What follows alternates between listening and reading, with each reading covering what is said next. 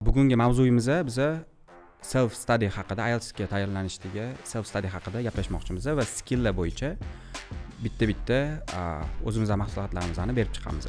Bolalar self studyda o'qituvchida bormasdan to'xtatib qo'yib tayyorlanish bo'lgan. Lekin o'zi aslida kurs davomida self study qilish shart. Bilamiz, bolalar stack bo'lib qoladi, ya'ni qaysidir levelda 5.5, 6, 6.5, 7, bir xil 7.5 dan stack bo'lib qoldim deydi. Hop, shuni o'stirishga bolalar qanaqa qilib self study qilsa bo'ladi? In Uzbek we can say it Farrukh. What's your favorite podcast? Joe Rogan. Joe Rogan. And Lex Friedman. Lex Friedman's podcasts are great. Freakonomics, that's great. Along the way, self-study became something I enjoy, not necessarily something that I struggle with. Bolalar eng pikka chiqadigan vaqt bo'ladi. Unda osongina, masalan, disiplinadan chiqib ketib qolishi mumkin. O'zbek tillarida shu narsa bor. Boshlaganda hamma narsani g'ayrat bilan boshlaydi. You should find balance, and you should know that whatever motivation or whatever advice you find on the internet, it all comes down to your own personality and your choices. Keyin yana yechadi, 6.5 ga chiqadi-da, keyin o'ylaydi bola, voy deydi, men har ikkita yechganimda yarim-yarimlik o'sib ketdi, ikkita to'g'ri javob ko'p topganman. Demak deydi, men shu oy oxirigacha bir yana 30 tacha test yechib yorsam, qo'l baxtli bo'lib ketaman, 40 yesagan deydi, 6.5 dan u yoqqa o'tmaydi lekin. Well, let's say even introduction level, you have just started introduction level. It is highly advisable, for you to watch some movies. Assalomu alaykum YouTube tomoshabinlari.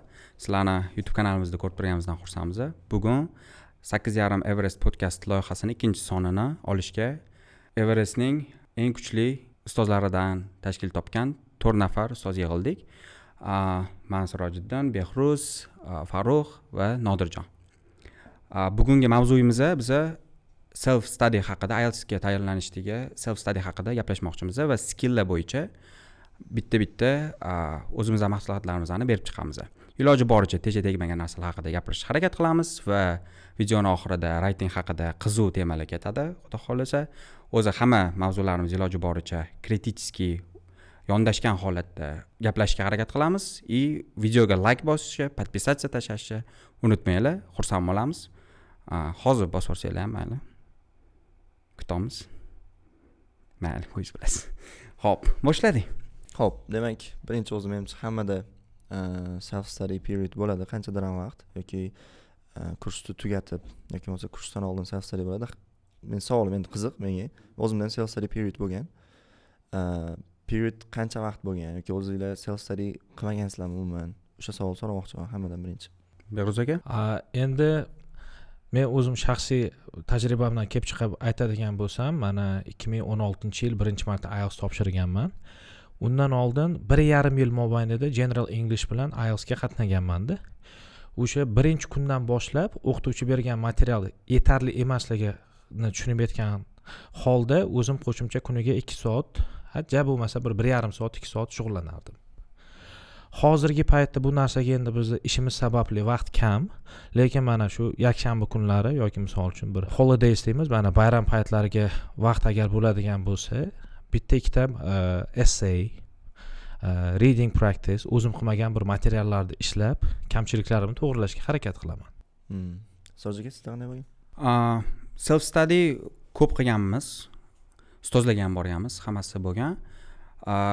Self studyni qilishni yomon tarafi borda, agar yaxshi nima qilish kerakligini bilmasangiz, vaqtingizni ko'p yo'qotib qo'yasiz. O'shaning hisobiga bugungi podkastimizning o'zi asosiy maqsadi shu, iloji boricha tajriba ulashish, noto'g'ri yo'ldan ketib qolmasligiga yoshlarni chorlash, oddiy qilib aytganda. Qo'ldan kelgancha maslahatlarni beramiz. Bizning o'zimizdagi bo'lgan muammolarni aytishga ham iloji bo'lsa harakat qilamiz. Xatolarimizni sizlar takrorlamasliginglar uchun. Well, I still do self-study a lot. When I was a student, I studied on my own for 3 or 4 hours a day, in addition to what my teacher gave me. Mm-hmm. It especially helped me when I didn't have the same language, common language with my first teacher. He didn't speak Russian. I didn't speak Uzbek. I still don't speak Uzbek.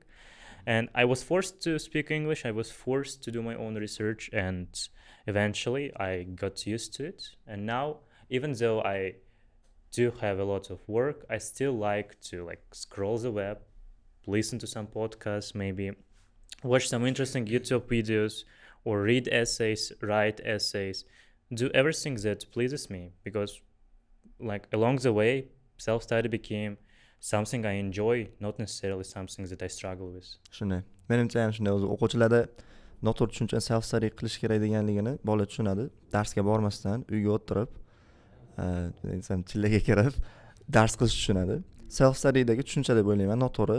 Qanday?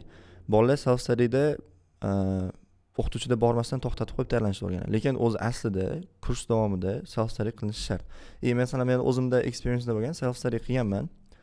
Birinchi marta 2019-yilda ikkinchi marta topshirishimda, birinchi 5,5 olganman, keyin ikkinchi marta Xushtaka deb tayyorlanayotgan vaqtimda self study uchun Xushtakadan ruxsat so'raganman. Xushtaka aytgan, Nodir qara, agar qiladigan ishing tayin bo'lsa, nima qilishing aniq bo'lsa, listeningdan, readingdan men so'raganman. Men vaqtim bo'lmayapti. Hozir bu yoqqa yo'lga vaqtim ketyapti. Keyin agar sizni bergan vazifalarni qilaman desam, o'zim qilmoqchi bo'lgan, oshirmoqchi bo'lgan skilllarim qolib ketyapti deganda, agar o'zing qiladigan vazifalaring bo'lsa, tayinli vazifaing bo'lsa, qiligini tavsiya qilmayman degan. Nimaga deganda, oxirgi bir oy, eng o'sha imtihon topshirishdan oldingi bir oy vaqtda bolalar eng pikka chiqadigan vaqt bo'ladi. Unda osongina, desam, disiplinadan chiqib ketib qolishi mumkin, minusga ishlab qolishi mumkin. Self study, ya'ni disiplinadan chiqib ketgan holatda. Shunday ham bo'lgan. 6 ta kitob tayyorlaganman o'sha bir oy vaqtda tugatish uchun. Practice ham bor ichida, self study materiallar hammasi bor. 3 tasini ishlab ulgurganman imtihonimgacha, lekin qolganlari qolib ketgan. Chunki qanday bo'ladi? Self studyda uyga borilardi, tog'anim bilan kvartirada turganmiz, kvartirada ertalab plan bo'ladi. Listening ishlaymiz bugun, 3 ta listening, 3 ta reading ishlaymiz, tahlil qilamiz, speaking qilamiz, writing yozamiz. Abetgacha bitta listening reading bilan shu bilan tugagan. Keyin u bir tarafga, men bir tarafga telefonda o'tirganmiz, vaqtimiz ketgan. Disiplina yo'qligi men uchun muammo bo'ladi deb o'ylayman. Menda self study shunday bo'lgan. O'sha paytda sezganman, demak self study alohida ajratish kerak emas darsdan. O'zi bu o'ylashimcha bizni xalqqa nima desam bo'ladi? Attributed bo'lgan narsada, ya'ni o'zbek tillarida shu narsa bor, boshlaganda hamma narsani g'ayrat bilan boshlaydi. Biron bir ish qilayotgan bo'lsa, bir katta maqsad qo'yadi, birdaniga bir mana o'zimiz ham dars qilgan paytlari 5 ta, 6 ta kitobni shunday yig'ib olamizda, hammasini bir oyda tugataman deymiz. Keyin qaraysiz, nagruzka anchagina ekan, sekin уже bir haftadan keyin bir kun qoldirasiz. Yana bir 5 kun dars qilganingizdan keyin yana ota-onangiz nimadir bir qo'shimcha sizga vazifa beradi, yuklaydi endi. Family commitment deymiz. O'shani hisobiga distraction bo'ladi odamda. Bir 2 haftaga bormasdan уже sekin burn out bo'lasiz. Ya'ni qiziqish bo'ladi. Meni shu holatda maslahatim nima? Siz hozir qilayotgan, misol uchun self studyingizda aynan study plan yasash. Jo bir katta narsa qo'ymangda oldingizda, bir kichkinaroq narsani qo'yingda, kram qilish. Ya'ni misol uchun bugun listening qilyapsizmi? 2 ta 3 ta listening practice qilmangda, bitta practice qilib, o'shani birinchi savoldan 40-savolgacha har birini javobini topib, tahlil qilib, kerak bo'lsa transkriptni ochib, biron bir nima desam bo'ladi, template. O'zi IELTS ham template based narsada, common mana featurelari bor. Mana active voice bilan passive voice qanaqa ishlatyapti. Undan tashqari, misol uchun qaysi savol turida xato qildingiz, o'sha narsaga e'tibor berib, odam o'zida reflection qilish kerak. Ya'ni men bugun nimada xato qildim va nimaga e'tibor berishim kerak. Bir xil mana studentlar bo'ladi, o'zim tabiatan workaholic bo'lgan studentlarni yoqtirmayman. Men yoqtirmagansiz. Nimaga? Chunki workaholic bo'lgan studentlar qaysidir ma'noda noto'g'ri tarafga ketib qoladi. Ba'zi bir mana lazy bo'lgan bilan, misol uchun mana smart test deymiz ingliz tilida, lekin Smarter not harder. Da, ular aqlli tayyorlanadi. Bir katta effort qilmasa ham o'zini mana vaqtini to'g'ri channel qilgan hisobiga mana short time'da yaxshi natija qiladi. O'shaning uchun o'zingizni mana kamchiliklaringizdan kelib chiqqan holda siz study plan qilishingiz kerak. Rewarding system degan narsa bor. Ya'ni ko'p gapirib bordim, har bir qilgan self studydan keyin o'zingizga biron bir reward berishingiz kerak. Chunki odamning miyasi shu narsaga moslashgan, biron bir narsani qildingizmi, albatta undan keyin siz biron bir nima desam bo'ladi, natijasini olishingiz kerak. Bir soat dars qildingizmi, o'zingizga bir qanaqadir motivatsiya bering. Keyin yarim soat mayli, misol uchun film ko'raman. Yoki yarim soat boramanda o'rtoqlarim bilan, yo misol uchun yarim soat hozir olamanda biron bir qo'shiqmi, biron bir misol uchun klipmi, endi hammada qiziqish har xil. Yarim soat o'sha narsani faqat ingliz tilida bo'lsin. Ya'ni siz o'zingizga beradigan reward, yarim soat beradigan dam, leisure time ham siz aynan ingliz tilini exposure bo'lgan holatda sarflashingiz kerak. Xo'p, mana shu bitta savol tug'ilyapti-da menda. Mana bolalar self study qilmoqchi, plan qilmoqchi, hamma narsani tayyorlayapti. Ko'pincha ustozga boradi, ustoz menga plan qilib bering deb. Shuni bolalarga bugungi maqsadimiz bolalar bizning gaplarimizni eshitib turib planini o'zi qilsin. Kelaylik shunga kelishaylik. Biz hamma materiallarni iloji boricha aytib chiqamiz, nimalar qilish kerakligini, nima qo'yish kerakligini bolalar o'zi tuzsin. Faqat bitta muammocha tug'iladi, savolcha tug'iladi. Bolalar qancha vaqt ajratish kerak kundalik self study qilishga uni qanaqa bo'lib chiqish kerak chanklarga. Shu haqida nima deysizlar? Farrukh? Well, I spend a lot of time, like every day. Like it amounted to a total of like 5 to 6 hours, like with homework. But I don't think that everybody would find this suitable because, like, especially girls, they have a lot of commitments at home. I think you should find your own pace. Like, if you just go to your settings and watch your screen time, I could probably bet that you would find that you spend like several hours a day like scrolling aimlessly through social media, playing PUBG or other games. Like you could simply switch to doing something useful. Like the amount of time you waste, like however much it is, I think you should spend on self-study. Of course, you should leave some time for games, but it should be more of studying than of games. And I think that generally, like a 3-hour daily routine would be optimal for any student. Non-stop or with breaks? Well, I think there should be breaks, of course, like whatever pattern suits you. You can work for 3 hours straight and then rest for 3 hours straight. You can pause every 30 minutes. You should find balance, and you should know that whatever motivation or whatever advice you find on the internet, it all comes down to your own personality and your choices. If you don't find it suitable to you, then just don't do it. Find something that suits you. Sizda qanaqa misol skilllarda vaqt ajratish bo'yicha yoki bo'lmasa kunlarga bo'lish bo'yicha nima bor? Menda masalan bolalarga study plan yozib beraman. Men o'zim yozib beraman. O'sha interaction level, gradation levelda bo'lgandan keyin listening uchun alohida vazifa, reading uchun alohida vazifa, switch qilib test uchun language uchun alohida. Endi men berayotgan vazifa to'g'risi 2 soatda tugamaydi. 8 soat. 8 soat emas, endi lekin overall 8 soat bo'ladi. 4 soat har kuni kerak. Endi lekin masalan bo'layotganda kimda qanday? Masalan, kimdir o'tirib o'sha vazifani yarim soatda qo'yish mumkin, kimdir 2 soat qiladigan vazifani. O'ziga mos vaqt topish kerak-da. Endi baribir ham yaxshiroq bo'ladi o'ylayman. The more the better da. Ya'ni qancha ko'proq vaqt sarflasa, shuncha yaxshiroq bo'ladi. Faqat enjoy qilish kerak processda. Processda enjoy qilmasa, kimdir majburlab agar dars qildirayotgan bo'lsa, kimdir uchun dars qilayotgan bo'lsa, natija baribir qancha ko'p vaqt sarflasa ham baribir foydasi yo'q. Hard work qilyapman deb o'ylaydi, lekin hard work emas-da u. O'zini qiynash bo'ladi. Men o'ylashim bo'yicha odam qancha dars qilishini emas, qanaqa paytda dars qilishiga ko'proq e'tibor berish kerak. Mana odamning will power bo'ladi, u anaqasida tankida turadi, tipa.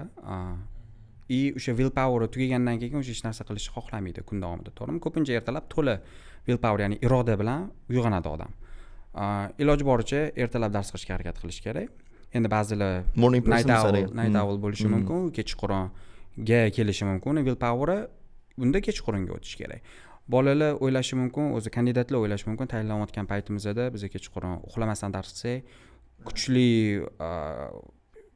bir speakermi, bir learnerga aylanamiz deb o'ylashi mumkin, lekin u agar kechqurun agar productively o'qimayotgan bo'lsa, demak u muammo bo'ladi ertaga. U shuncha ketqizilayotgan vaqt bekor ketadi. 10 soat dars qilish emas, 2 soat produktivniy dars qilish ko'proq foyda olib keladi. U 2 soatda charchagan miyaga emas, charchamagan miyaga dars qilishni nazarda tutolmayman. Lekin hamma fikrga o'zimcha qo'shilaman. O'zi tanlash kerak. 3 soat optimal bo'lishi mumkin yoki setayotganingiz kuniga 4 soat, 5 soat. Yana bitta tarafi bor, boshlanishiga birdaniga 4 soat bilan boshlash kerak emas. Misol uchun yangi self study boshlayotgan bo'lsa, birinchi kuniga 1 soat bilan boshlash kerak. 1 soatni 2 ga bo'lib turib dars qiladi. Keyin ertasi kuni yana 20 minut qo'shadi, 20 minut qo'shib 2 haftada уже 4 soatga chiqib oladi, undan u yog'iga xohlasa oshiradi yoki oshirmaydi. Men o'zi o'quvchilarim kelsa ham bolalarga aytaman, o'zi studentlarga birdaniga hamma ishini qilib kelaman dema, birinchidan mana bu ishini qilib kel, keyingi darsga endi mana bunisini qo'sh, keyingi darsga bunisini qo'sh deb aytib turaman. Self studyni ham menimcha shunaqa qilish kerak. Shunda o'zi vaqt o'zi tepaga ko'tarilaveradi, sekin-sekin ko'tarilayotgan hisobiga produktivniy bo'lib ko'tariladi u. What about working people? Working people? That's a tough question. working people, I think, have a hard time finding time to get down to work and study, and they usually make some excuses, right? So they think that they are working and they have a right to stop doing their homework or getting ready for their tests. But I think they can at least allocate 2 hours a day. 2 hours. 2 hours. So I know they might have a family or they might have children who may distract them from doing whatever they are supposed to do. But I think if people truly want to do something, they can find time.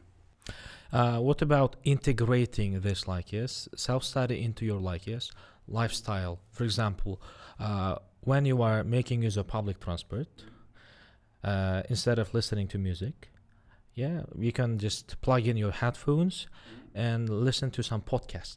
Yeah. So that means you are making use of public transport for about 1 hour a day. So you will have a chance of listening to the same podcast twice a day.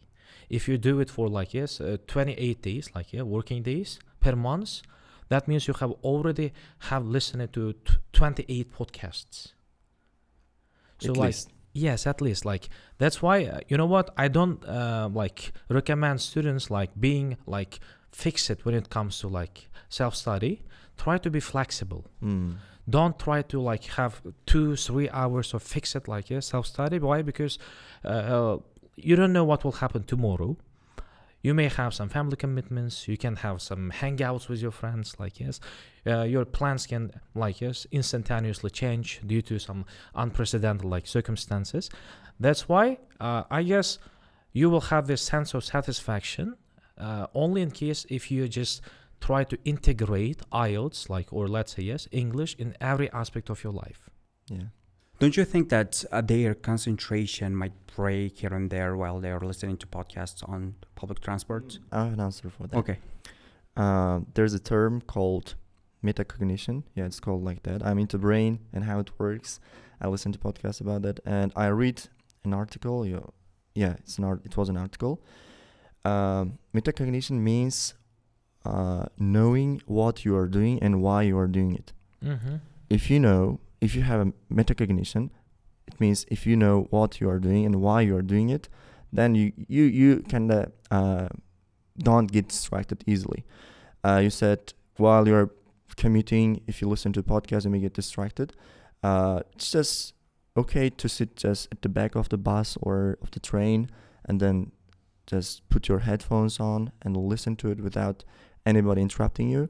But if you really want to keep your focus on that thing, you should find something that is interesting to you. Something that you find interesting, enjoyable. It can be your own field of study. If you work in a medical field, in medicine, you can listen to medical podcasts related to that field. So finding interest in what you're doing, what you're reading, what you're listening to can be a solution here. I got your point. Now we are kind of giving some advice on how to improve listening listening. How to integrate self-study into our day-to-day lives, right? The problem is that some people do not know what interests they have. So what's your advice for those people? Find one. Farrukh? Just try everything. Life is short. There are lots of things you could try. You didn't watch anime. Do you really literally mean anything? Anything. Anything morally acceptable, anything that can help. Morally and legally acceptable. Yes. Morally acceptable. When people ask you what's your favorite book genre is, and you may struggle to find the answer, you just need to read as many books as you can. If you don't enjoy reading, then don't read. Switch to another source of written information, read blogs, read Quora, for example, a great and useful website. Or if you find it really, really boring to listen to podcasts as much as I do, do something else. There are a lot of things to discover in our world, and if you just sit there and keep saying that you don't have interest, that everything you try is not interesting to you, then you'll never find something really, really suitable to you. You need to start doing something as fast you as need you to can. find your passion Yes. through trial and error method. Yes. Yeah, that's great answer. Hop, endi skilllarga sekin o'tsak, listening, reading, writing, speaking. Hop, listeningdan boshlasak, nima deb o'ylaysizlar? Eng katta muammolar nimalar listeningda? Self study qilinayotgan paytda nimalarga e'tibor berilmaydi va nimalarga e'tibor berilishi kerak? I think that in both reading and listening, one of the greatest problems that's connected, especially with self-study, is that students often like treat themselves with a certain degree of bias. Like, for example, they made a stupid mistake and they don't want to admit that they made the mistake. So basically they got only 20 answers correct. But they say that these mistakes would not be repeated in the real exam, and they in fact got 25. Like, I've seen this with lots of students and with myself as well, and it really does affect the way you study, because as soon as you stop treating yourself like as soon as you start treating yourself like everybody else, as soon as you start being really responsible and admitting all your mistakes, you'll see great improvements. I once had one single mistake. I wrote the word thermometer incorrectly. I didn't put the letter H. And the first time I didn't count this mistake because I said it was too stupid and I wouldn't repeat it. But when I first said the mock exam at Everest, I got the same test and I made the same mistake. Even though I knew the answer, I still made the mistake because I didn't learn the lesson. So in order to make the most out of self-study, you need to be responsible. You need to understand what your teacher would do in these circumstances. Like, you did a mistake, you need to admit it. And it's the only way to improve. Mas'uliyatni bo'yniga olishni xohlamaydi ko'pchilik. O'shani hisobiga to'g'ri qilib ketishadi. Kimgadir qo'yishga undalaydi, o'ynasam harakat qiladida, mas'uliyat bo'yniga olganda menimcha self study yaxshi ketadi, smooth ketadi menimcha ham. Xatolarni tan olganda. Listeningda masalan bolalarda bo'ladigan muammo o'zini levelga to'g'ri kelmaydigan materiallardan foydalanish. Bolalar kelganda pre-IELTS leveldan boshlab Cambridge ishlama deyman. Cambridge materialsni ishlatib qo'yma, waste qilib qo'yma, iltimos deyman. Bolalar practice qilyapman, qo'shimcha self study qilyapman deydi. Ishlama deyman-da. Chunki uni ishlatish boshqacha usulda ishlataman. Masalan, listeninglar bo'ladigan bo'lsa, pre-IELTSdagi bola Cambridge 15, 16, 17 ni listeninglar ishlab qo'yadi. Level yetmaydi hali. Ertaga masalan aniq levelni bilish kerak bo'lgan, ya'ni exam formatga eng yaqin test kerak bo'lgan paytda test material topolmay qoladi. Yoki bo'lmasa ishlagan testni ishlaganda o'zida ham satisfy qilmaydi. Masalan, men o'zim ham bitta test ishlab qo'ysam, yana ishlasam, ishlaganman, shuncha ham ko'p topdim degan fikr bo'lib qolishi mumkin. Materiallarni birinchidan o'sha so'rash kerak. O'sha o'zidan ko'ra yaxshiroq biladigan ustozdan yoki bo'lmasa boshqa tayyorlangan tanishlar bo'lishi mumkin. Eng kamchilik nuqtasini topib, o'shani ustida ishlash kerak. Masalan, listeningda boshdan, bottom line'dan boshlash kerak. Masalan, section 1 dan xato qilayotgan odam, spellinglarda xato qilayotgan odam, ismlarni yoza olmayotgan odam, raqamlarni yoza olmayotgan odam, u hali section 3, section 4 lardagi academic language ga uni qo'yib turib, focusni faqat o'sha deliberate practice'ni o'shalarga qaratish kerak. Faqat masalan section 1 ishlashi mumkin. Pre-IELTS leveldagi bolalarga maslahatim masalan, agar full test ishlashmasin, faqat section 1 ishlasin, section 1 da keladigan o'sha part 1 da listeningdagi keladigan xatolarni qilmaslikni o'rgansin, spellingni zo'r qilsin. Ya'ni 10 tadan 10 taga 8 ta 9 taga chiqarib olsa pre-IELTS levelda kattaroq level bo'lgan, interaction levelda, graduation levelda keyin boshqa weaknessni tushiradi. Buni o'zi weakness emas, buni kuchaytirib oldi, keyingi levelga o'tsa bo'ladi ekan. Menimcha shu, ya'ni levelni bilmaydi, o'sha levelga mos bo'lmagan narsalar bilan mashq qilish. Xo'p, endi spesifikroq yondashamiz. Bilamiz, bolalar stack bo'lib qoladi, ya'ni qaysidir levelda 5.5, 6, 6.5, 7, bir xil 7.5 ham stack bo'lib qoldim deydi. Hamma har xil levelda stack bo'lib qoladi. Sababi general English comprehensionga borib taqalayotganini bilib turibmiz. Xo'p, shuni o'stirishga bolalar qanaqa qilib self study qilsa bo'ladi? Bekhruz.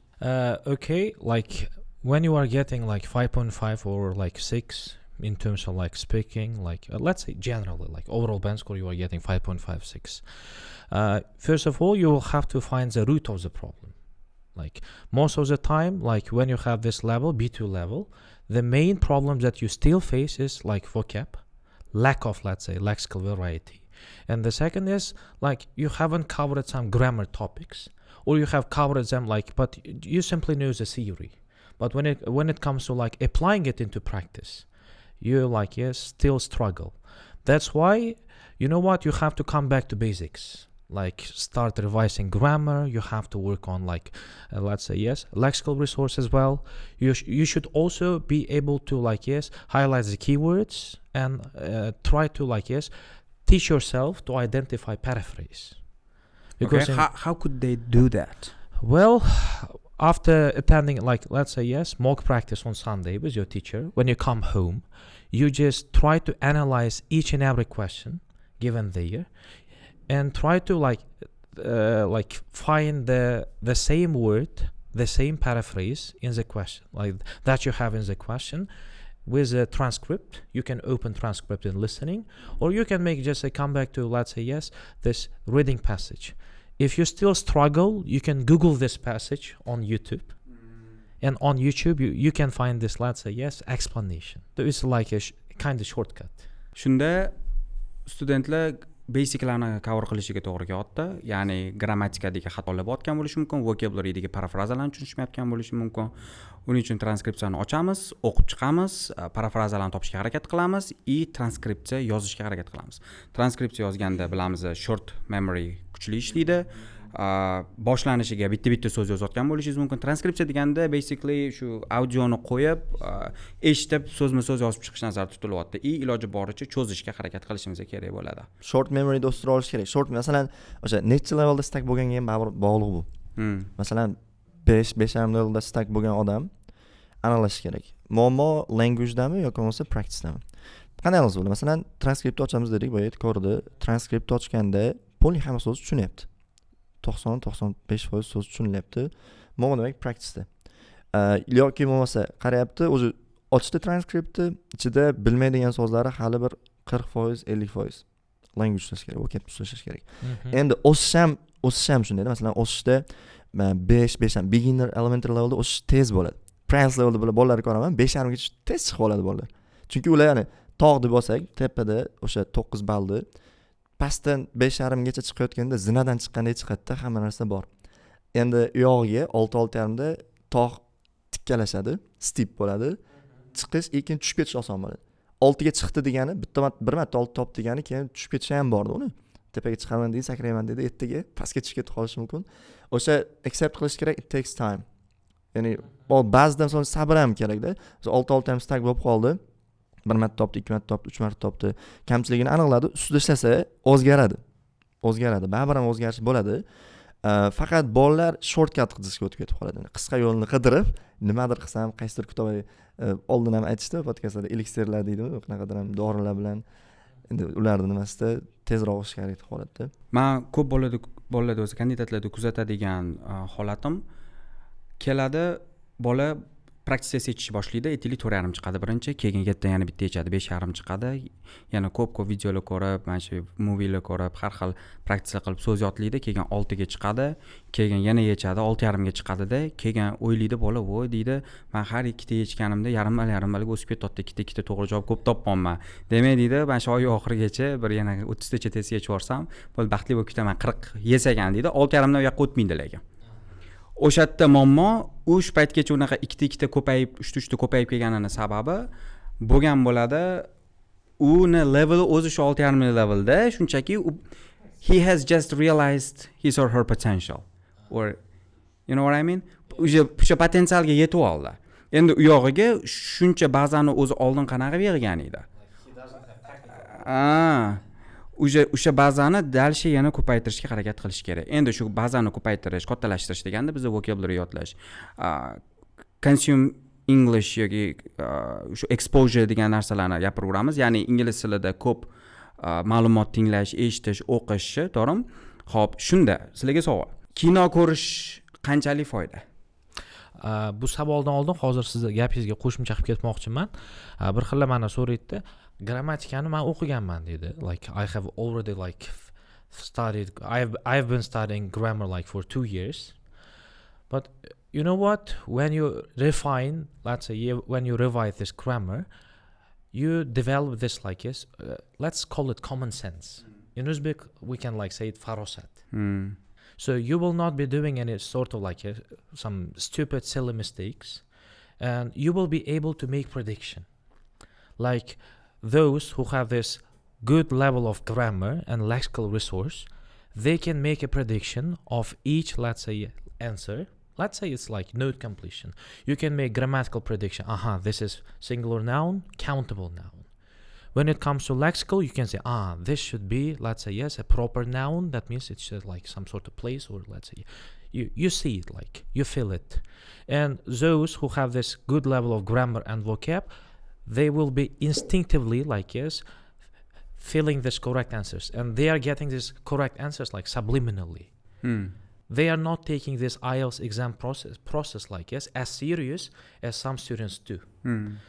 That's why I highly recommend everyone, even though you have achieved this 8.5 level, like, yes, or when you have scored like listening band 9, reading band 9, if you revise grammar and vocab from time to time, like, yes, on a regular basis, let's call it, you will be making this slight but very consistent, let's say, yes, changes, like improvement. We do it now as a teacher. For example, I have beginner levels, elementary levels, and I study grammar. I still study grammar. And sometimes there are some rules or some structures that I have to learn again. Because we as a human, we just tend to forget some things. And 8 students with, or candidates with 8 or 8.5, I think their power or their strength is revising the grammar, all the basics of the language from the very beginning. Okay, now we have already deviated from the original question, and let's get back to it. The question was, how useful is it to watch movies in English to improve listening skills? Well, I guess in general, for listening skills, it's a great method because it's both enjoyable and useful. But you should understand that you have a limited time frame. Like, most students don't have more than 3 or 4 months before their exam. Many students come to us, to our lessons, after they already made the booking. Like, they say, I registered for that date, I only have 2 weeks, I need to score a 7. What should I do? In this case, you wouldn't recommend them watching movies because it just takes too much time. Like 2 hours just to watch a single movie. Instead of this, I think that for IELTS at least, if you have a lot of time, like say year or half a year or 2 or 3 years, like you can watch whatever movies you like in whatever quantities you like. But if you have limited time, as many students do, you need to focus on shorter content, like watch animations, watch like cartoons, watch TV series. There are lots of things that are very short but still very useful. It doesn't necessarily have to be something childish. If you are grown up and you think it's not appropriate for you to watch cartoons, you're deeply wrong, because there are so many you can find on internet that are really suitable for your age, like Arcane is based on a game. I watched it with my friends. It's a great movie. It has so many cool stories, so many plot lines, and I found it really useful.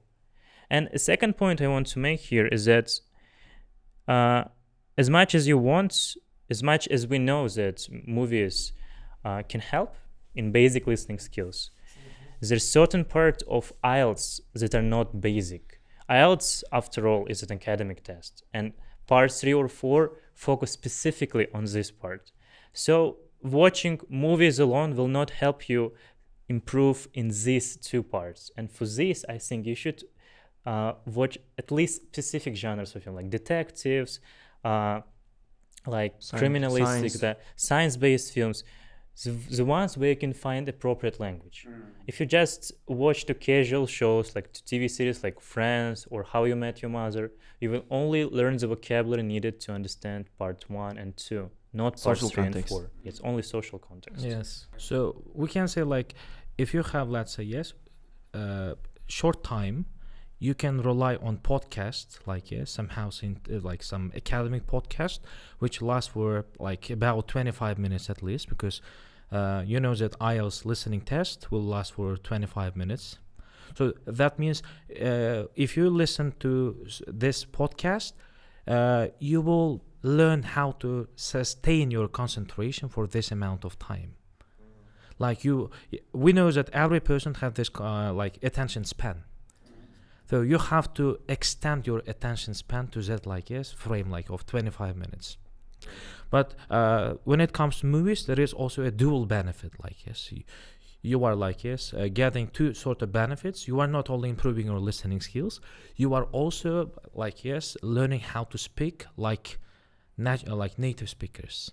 You are being immersed to their culture. So you learn some jokes, how to make jokes, like yes, how to be sarcastic, and that will come in handy when you will be taking IELTS exam. So the thing is, if you have like yes, about 6 months of time, and you are like still at pre-IELTS level, or let's say even introduction level, you have just started introduction level, it is highly advisable like yes, for you to watch some movies. You can watch some TV series, and it will be like, it should be in a format of reward. After doing your, let's say, yes, home assignment, given by your teacher, if you have some time and you like have some insomnia, like you suffer from insomnia, like I do sometimes, like, and you know that you will not fall asleep anyway. You cannot fall asleep, so you have to somehow like, yes, entertain yourself. And in this perspective, like the best entertainment would be watching some movies, like yes, cartoons, or you can, if you are interested in scientific stuff, you can watch some documentaries. So it's up to you. I have a question. I want everyone here to tell their favorite podcast. What's your favorite podcast? Joe Rogan. Joe Rogan. And Lex Friedman's podcasts are Yours? Freakonomics. Freakonomics, that's great. What is it about? Freakonomics like features like Steven Dubner. He talks about finance, economics, like social topics. It's mostly like, it will come in handy when you have to like, yes, provide ideas for speaking part 3. And it's like, yes, it's a kind of academic discussion. He invites some scientists, researchers, and has a like, yes, a talk with them. Farrukh, yours? Well, I don't listen to much podcasts, but I would agree about Joe Rogan. I find this content very interesting, especially when he invites like really useful people like scientists. When he invites some like celebrities, like very famous at the time, I don't really like it because they talk about nonsense. All they talk about is like is money, how to make money, how to be famous. Like I don't need this stuff. I'm interested in science, especially in physics and astrophysics. So I enjoyed specifically the episode when he invited Neil deGrasse Tyson, you know, that really famous astrophysicist who makes the whole subject so interesting that even if you don't understand, you're really interested. I have one, BBC Inquiry series. Have you heard about it? Yes. I listened to it when I was still a student at Everest, and I just I think wrote at least 30 or 50 podcasts. They're all at least 20 minutes long, and they have a content very similar to IELTS.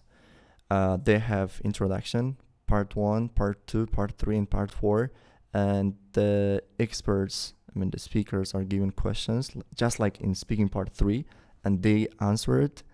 And the content, you can just choose any topic. There are topics, there are podcasts about technology, about politics, about medicine. You can just pick one and listen to it and enjoy the process, enjoy listening, and also improve your listening skills as well in IELTS. BBC Inquiry series. We're gonna just leave links of all the sources here we mentioned, and you can find in the caption in the comment section below. Okay, but I got a question to Sirojiddin regarding like a podcast. Like yes, from my own experience, and maybe like you have the same problem. When you started listening to podcast, when you listen your first podcast, you realize that your level of English pales, like it pales beside the real English, podcast English that is featured in the podcast. So you feel a little bit disappointed because you understand some of the podcast in chunks. Some you understand some parts where some they words, use some words, some phrases, some simple moments when they speak in a common human humane language, like you see. But when they start talking about some scientific stuff or some sort of, let's say, yes, too academic stuff, you'll lose your track. So how to deal with this situation? What should we do if we listen to some podcasts and have this lower level of comprehension?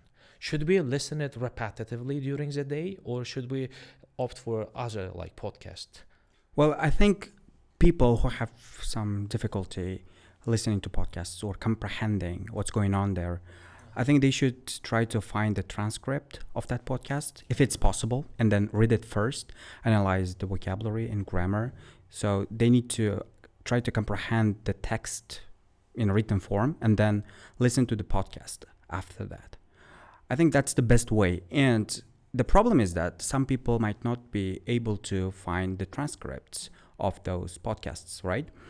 In that case, I guess all people have to do is to stick to it. So I recommend people to keep going and they listen to podcasts every day. As long as they're learning some new words every single day, they can make sure that they will make some improvements in their comprehension levels, and they will be able to understand everything that is being said in the podcasts. That's a great idea. Like you will be practicing reading and listening at once, like simultaneously. Yeah. You do reading practice because this topic, like this podcast is academic. You come up with some, like you find out some academic vocab, lexical like resource, and then you listen and try to like, yes, decode it. Yes, it's called decoding because when you have this like a flow of like words, sometimes you cannot catch up or make out, what they say. But when you read it and then listen it, like, yes, now it becomes crystal clear. I think it's also called automaticity. You know some words, but can't understand when you're listening. It means that you haven't fully understood the word itself. You should go the students should go for the meaning because some words have more than 3 or 4 meanings, and even if they know the translation of the word in their own language, in Uzbek for example, they may not know the context that they're being used in the podcast. So I think they should check the meanings, all the meanings of the word, and then when they are reading the transcript, and then listen to the podcast if they can get it or not. I think that will be I will give you example, like, yes, I remember I got this sort of like emotional damage, let's call it emotional damage, when I figured out that the word can is not only a modal verb. Can be like a can, like it can be verb. Yeah, a can of Coke, like, yes, it can be noun, it can be verb. It was like, yes, I couldn't handle it because one of my buddies, like one of my friends told me, like, Bekhruz, it's not modal verb here. Look, there is article a. Can of bottle. Yeah, that's why even if you know the word, you still should be like, yes, pragmatic about it. What if, like, it has a second meaning, third meaning, fourth meaning, fifth meaning, or what if in this context, this word is like colloquial, like, yes, it comes like in like one idiom, like, yes.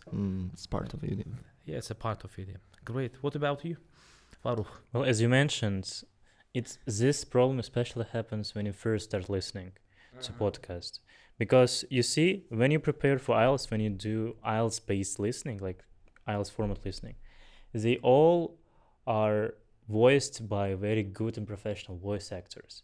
They don't have this unintelligible accent like many native speakers do. Like, imagine a podcast that is run by 2 Scottish people. You wouldn't be able to understand them at all.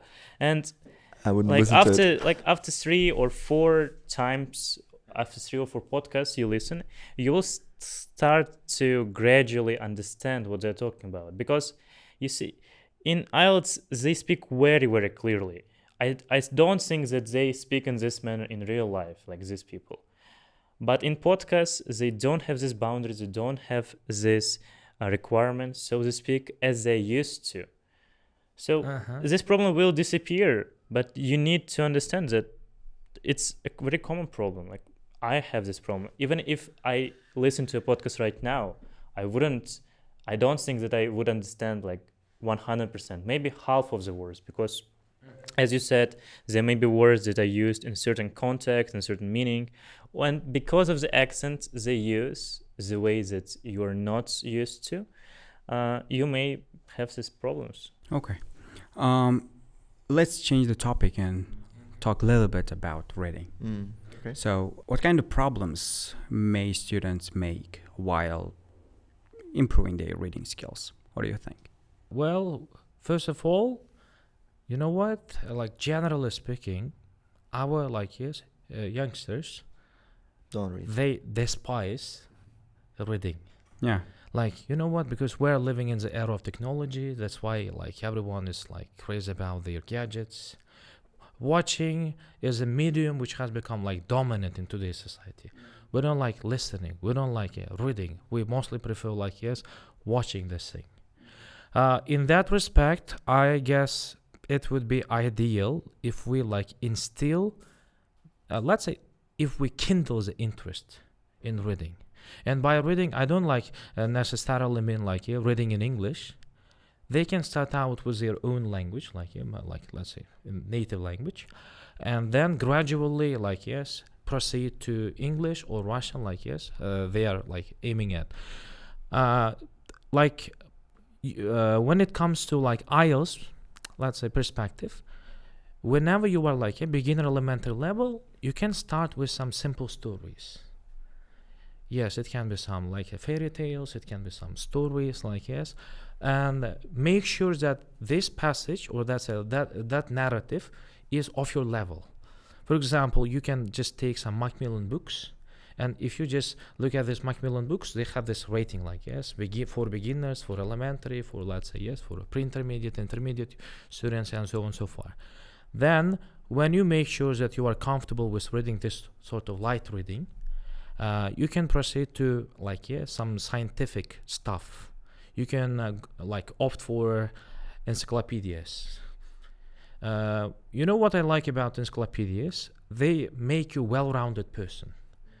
They give you the school background that you haven't had in English context. So after completing this encyclopedias, you will become a person who can simply talk on any topic like history, environment, science, all this stuff. I can recommend one, I can recommend one encyclopedia which I used to read back in childhood. It's called The Great Book of Questions and Answers, published by Britannica Publishing House. Yes, we will put the link in the caption so you can download it from there. It's about 500 pages, and it has literally some facts on any topic. So that means having read this, having completed that encyclopedia, you will be ready to any topic that will be provided in IELTS reading passages. I will give you one example, an African kid who has never seen snow in his life. So he has never heard about snow, he has never read about snow, and now when he takes IELTS exam, he has given a passage about snow. Snowflakes. Yeah, he doesn't know what is snow. Yeah, now he has snowflakes. Now he has a snowstorm. That's why after reading one or two paragraphs, he will lose his interest. In reading, especially IELTS reading, it's very important to have this interest. Because if you don't have this interest, you will lose concentration, and you will be neglectful of some questions. You cannot answer the question without having a proper understanding or comprehension of the passage. So that's why to develop your comprehension, you have to start with some light reading and proceed to more advanced reading. Let's leave recommending books to you. And okay. I'm just going to talk about reading essays.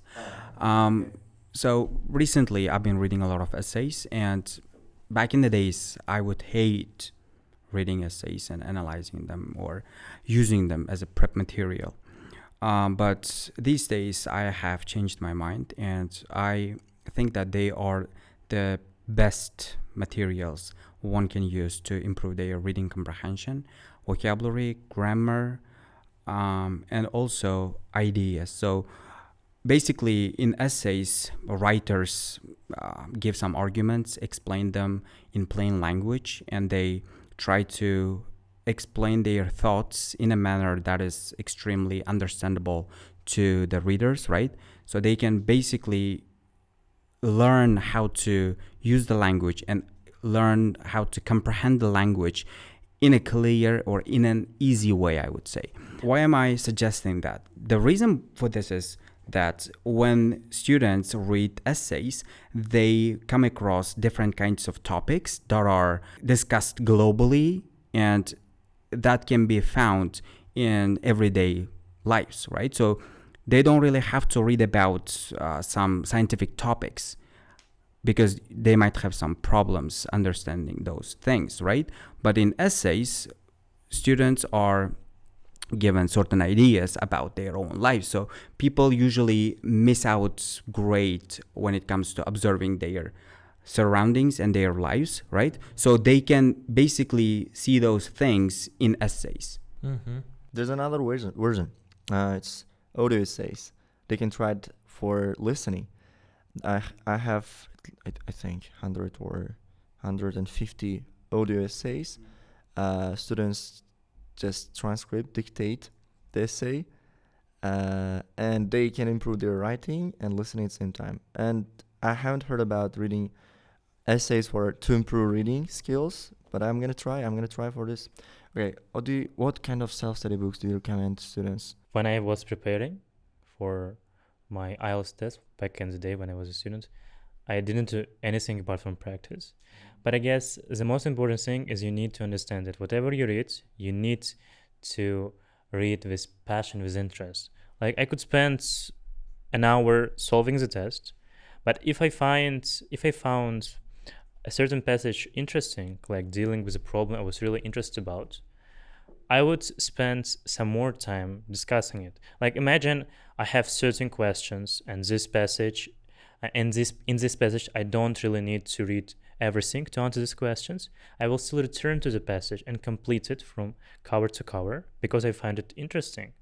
And I think that with this mindset, like any source of written text, like any source of reading can be useful. Like be it essays, be it audio essays, be it encyclopedias, like fiction books, be it just IELTS reading. You just need to form this mindset that allows you to grasp important skills and information from whatever source you're reading.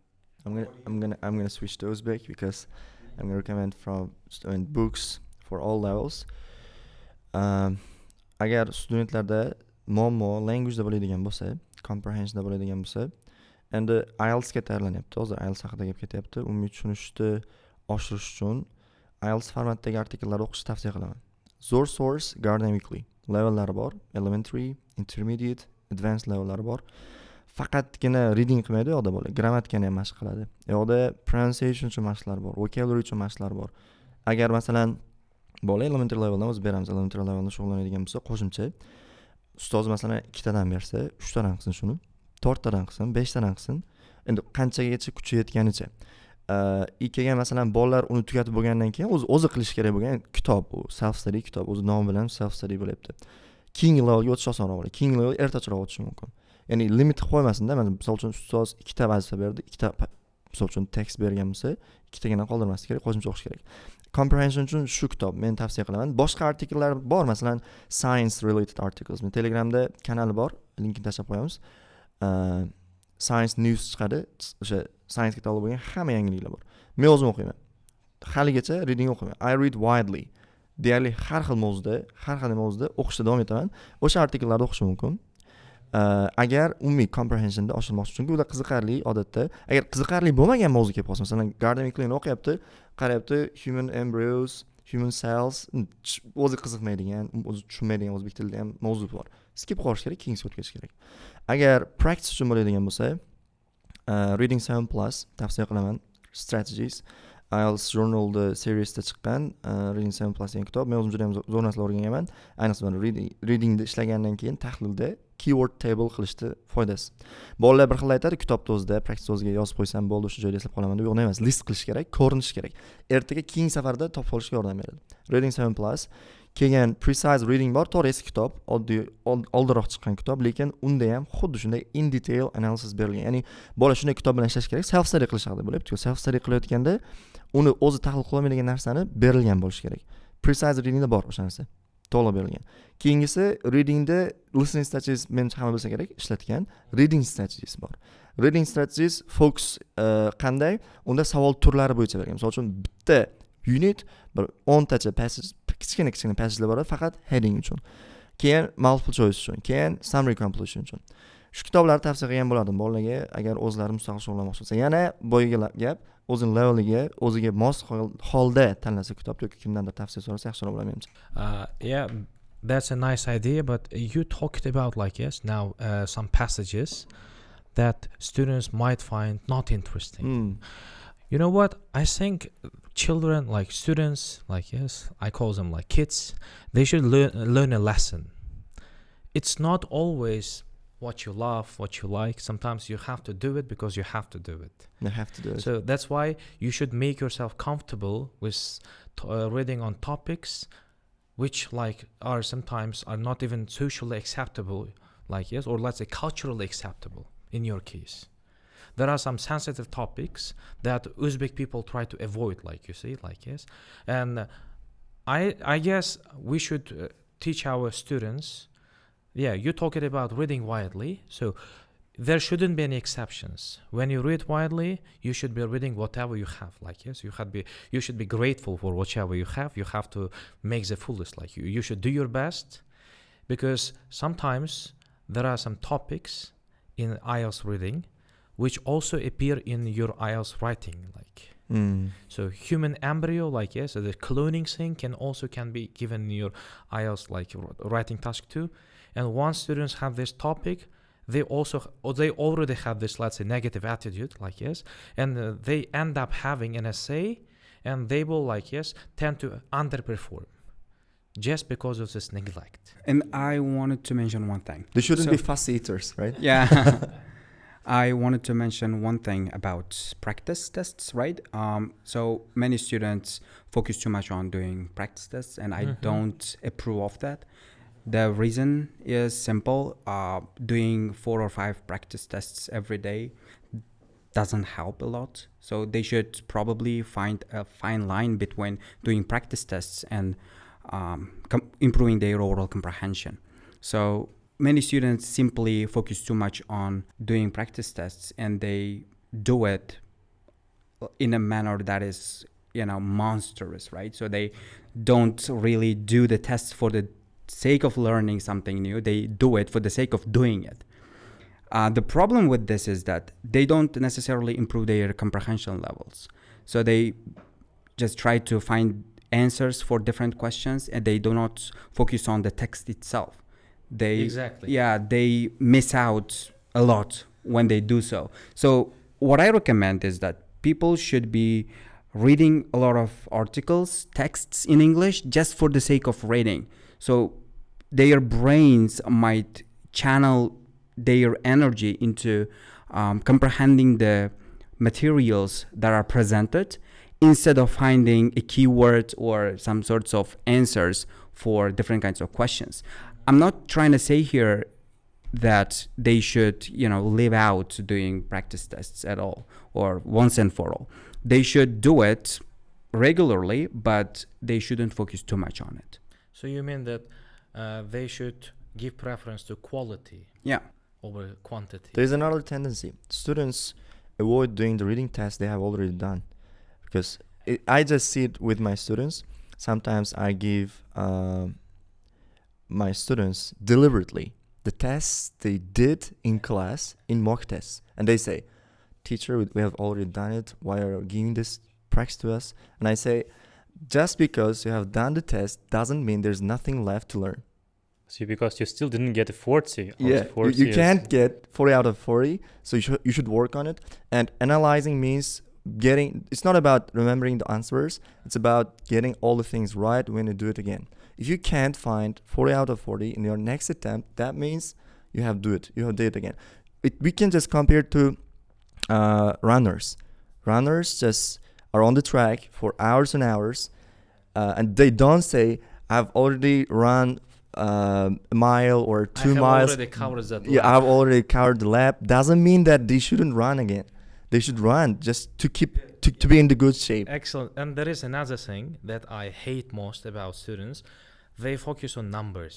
Numbers, yeah. Like they say, come to me and say, Bekhruz Aka, I got like 27, 28. I say, you know what? You are a sucker. Like, yes. I don't care about how many correct answers. Sorry you for have. his French. Yeah. I say, you know Excuse what? us. Yeah. You know what? You got 27, 28 and you are proud of it. I have never focused on numbers. Like numbers doesn't mean anything. They tend to vary. Like, yes, today you got 27, tomorrow you will get 25. It varies according to like, yes, like material you are making use of. The bottom line, I mean, like, is that you have focus on the process. You If enjoy the process. Yes, you have one passage, you can spend 20 minutes, get your result, show off, like, yes, brag about it, and like, yes, you can tease your friends, but it doesn't make any difference. It doesn't give you a chance to progress. What I recommend to do is spend, let's say, 1 hour per passage. Try to learn. Yeah, you don't look at time, because you know what? Looking at time and learning, like, yes, working under pressure, like, yes, or like doing this reading passages under pressure shouldn't be priority when you are doing self-study, or like when you are in the classroom environment. You can do timed practice when you go to mock exams. You have plenty of chances, like, yes. So what I recommend, if you have a single word that is unfamiliar to you, this single word can be a keyword in one passage that will, like, yes, make you, like, yes, get this incorrect answer. And you end up getting 38, 39, but it's not 40. You are not getting 9. You are not getting a decent pen score. If you have 10 this unfamiliar, let's say, yes, words, you may have potentially 10 mistakes. You could have done like potentially 10 mistakes. That's why, having finished this reading passage, you have to do what? You have to cram it. You read it line by line, underline this new word, unfamiliar vocab, and try to make sentences on them. Try to They make never do it. a similar sentence. Try to imitate that language. Try to imitate that, like, yes, That will help style read of writing. reading, yes. That will help read writing. And as well. that will come in handy in writing as well, because a perfect model for essay, like, yes, I think that these are like IELTS reading passages. If you achieve At a band 9 level, level. if you achieve a level of writing an essay at the same language, using the same language, using the same, let's say, yes, grammatical structure, like, yes, as it's given in your IELTS reading passages, that means you have cracked 9. So you can combine reading and writing in one practice. You should be always learning something extra. It's not just numbers. You should learn a language. You should learn some new words. You should learn some grammar structures. Sometimes I stop my students and say, like, why they're using semicolon? Why they are using this, let's say, dash? Why they have put like, yes, denoted commas, like, yes, they have denoted this, let's say, part in commas. What is the point of giving this parenthesis? You see, like, you are learning based on practice, observation. So when you are doing this reading practice, watch out for every, like, yes, word that you have, and try to make this sort of mindset, like, yes, try to make use of this sort of, like, thinking. Yeah, and doing reading tests without a time limit, also gives satisfaction. I felt this when I was a student.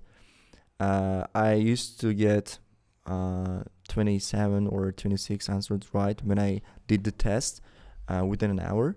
But once I did the test, it took me about 2 hours, and I got 36. Yeah, it was 36. I was really happy, because I had never found that many. So I think students should do the test without time limit and learn as much as they can from the reading passage in terms of grammar, in terms of vocabulary. Just like you said. Okay, Sirojiddin, I got a question to you personally now. Like, when it comes to, like, yeah, we're talking about doing reading passages with no time, let's say, constraint. How you have improved your reading speed? So can you share with us some, like, techniques, strategies that you implemented to improve your reading speed? There is a book called speed reading, if I'm not mistaken. Uh-huh. And after reading that book, I came to realize that all I have to do is to read the text or read the sentences in chunks. So that was the turning point. I realized that I shouldn't read every single word one by one and think that I would get everything I was reading. But the key to understanding fast is to reading in chunks. So you basically group words and you go ahead and read every 3 words at a time. So that was the turning point. And the next thing is basically reading a lot. So if you read books, articles, essays every single day, you are probably going to make a lot of improvements. So your comprehension levels improve by leaps and bounds that you don't necessarily have to put a lot of effort into improving your skills. You should basically go ahead and read a lot. The point is, while you are reading, you should focus on reading faster rather than understanding everything that you are presented with. So that's my point. Good. You mean like we should have this big picture? Yeah. That's great. Yes, like skimming. What about you, Farrukh? Well, I agree with this. And I think that it doesn't really matter what language you read in. Like it may be an Uzbek article, a Russian article, an English article. All the skills are fundamentally the same. And speed reading also applies to any language you're talking about. You're talking and you're reading in. Like I come from a school. I studied at a school that put much focus onto our like education, like in terms of Russian and English languages. And like I already was the second fastest reader in my class, basically meaning that I was the second fastest reader in the whole school. And this also translated into English. The only problem I had in English is that I didn't know how to pronounce words. Like when you read, you basically pronounce them in your head. So once I learned how to pronounce them, how to like make it smooth, I started reading really fast. Like I can finish the whole passage in like 5 minutes and have a general idea, like 70-75% understanding, and then move to questions. It's not a big deal actually. It all comes down to how much practice you do. Like so you have achieved the same speed as like native speakers, because I have read like there was some statistics about IELTS reading. Native speaker like educated native speaker can handle this passage, it doesn't matter which passage, like in about 5 minutes. So if you can handle this passage like in 5 minutes, that means you have already achieved this band score of 9, because you can read it like twice in 10 minutes.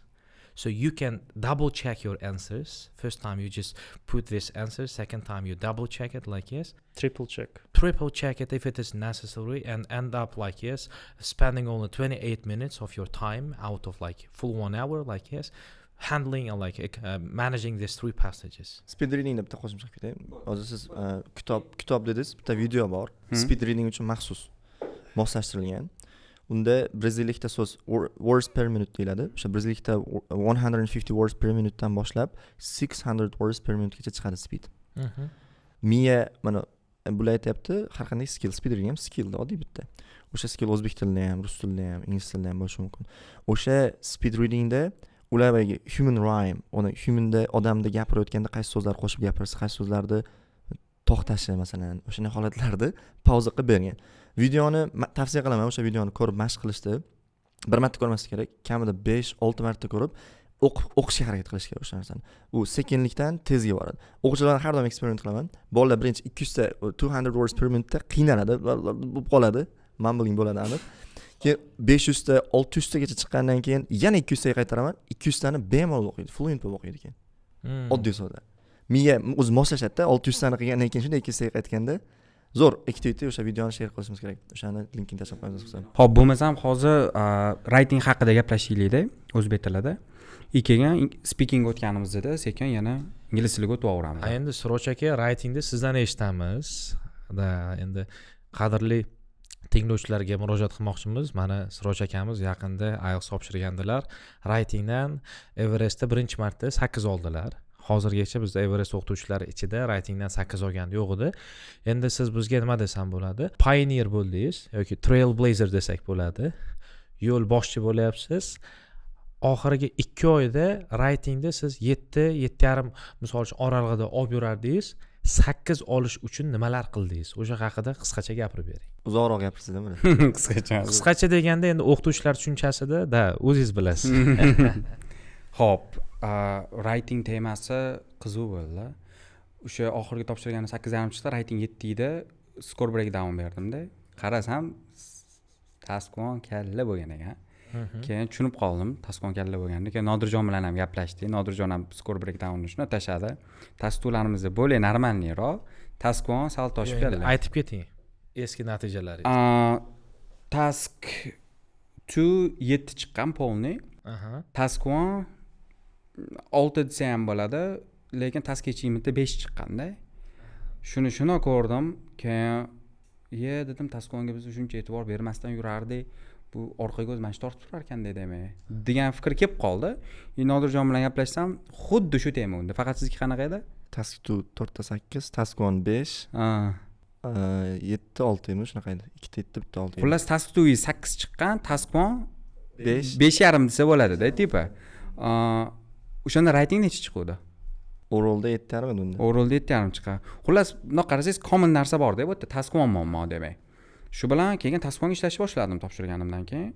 Task 1ga Polin kitoblari, videolar YouTube'lardan, har xil sourcelardan keyin analiz qilishni boshladim. Task 1larni nima qilishyapti, nima qo'yyapti o'zi, yaxshi yozayotganlar. Keyin shu bilan asosiy ko'z ochgan narsa o'sha Polin kitobi bo'ldi. Shuni o'qiyapman, hamma qilgan xatolarim menga aytib turibdi-da o'zimga. Keyin shapatlab boryapti. Shapatlab bo'lyapti. Yanvarda 4-sidan 5-sidan o'qishni boshlaganman. Shapalolab tashadi Polin kitobi. Keyin to'g'irlashni boshladim. Ustida ishlashni, task 1ni to'g'irlash. Keyin kitobni nomini ham aytib ketsangiz yaxshi bo'ladi. The Key to IELTS Writing Task 1. U onlayn kitobi ham chiqdi. Endi maslahat bermayman kitobini pirated version deymiz, unaqasini o'qish maslahat bermayman. O'zi unaqa qimmat turmaydi. 5 ta odam ishlatsa bo'ladi onlayn kitobni. 5 ta odamga 15 pound bo'lsa $20. $20 5 ga bo'lsa necha $4-da. 40 ming so'm, 40 ming, 50 ming so'mga 5 ta odam akkaunt olsa bo'ladi-da. Maslahat beraman shu onlayn o'zini kitobini ishlatishi, chunki u yerda mashqlari bor, mashqlarni ham qilsanglar bo'ladi, ancha foydali. Kitob o'zida mana shu narsalar tushib qolgan. Shu Nodirjon bilan gaplashib oldim shu kitobni, yiqib chiqdim. To'g'risini aytaman, to'liq qila olmadim, oxirida baribir 30% qolib ketdi, lekin o'sha boshida 70%ni o'zi ancha ko'zni ochdi. Endi men bilaman uni ichidagi narsalarni deb o'ylashingiz ham mumkin-da. Men o'zimga o'zim aytdim, sen bilmaysan, aniq bilmaysan hech narsani. Sen 5,5 olganmisan, bilmaysan. O'zimga o'zim shunaqa dedim-da, men o'qi yaxshilab, tushun nima deyotganini deb. Keyin ko'zni katta ochib o'qishga harakat qildim. Ya'ni men bu narsalarni bilaman, men o'zi shunaqa qilaman-ku, shunaqa yozaman-ku degan ko'z bilan emas, bilmayman degan ko'z bilan o'qidim-da uni. Keyin menimcha shunda yaxshigina ko'z ochildi. Plus endi marafonlar ham kim marafon qilsa hammasiga qatnashamiz. Marafon qiladigan bolalar ham, instruktorlar ham oddiy instruktorlar emas, shu writing 8-8,5 olgan bolalar. Hammasi yoki ustozlar, hammasi yaxshi material beradi, qo'ldan kelgancha feedback beradi. Harakat qildim ularni ham olishga. Consistency, ko'p writing yozdim. O'zi aytishadi-yu. Masalan. Sonini bilmadim-u, xullas общий yozgan writing taskon tastumimiz so'zi 11 mingta edi. Bitta faylda yozgan. Bitta faylda, o'sha notepadda yozganman. Hammasini optimiga copy paste qilib turib bitta tashlasam 11 mingta so'z chiqqan. Ayni 400 ga bo'ladigan bo'lsangiz bu degani 25 dan sal ko'proq. 25 ta, kamida 25 ta, bo'lmasa tak 30 taga ham borib qolsa kerak, kamida. Uni ham endi siz qayta edit qilgan bo'lsangiz kerak. Xatolar yo'q.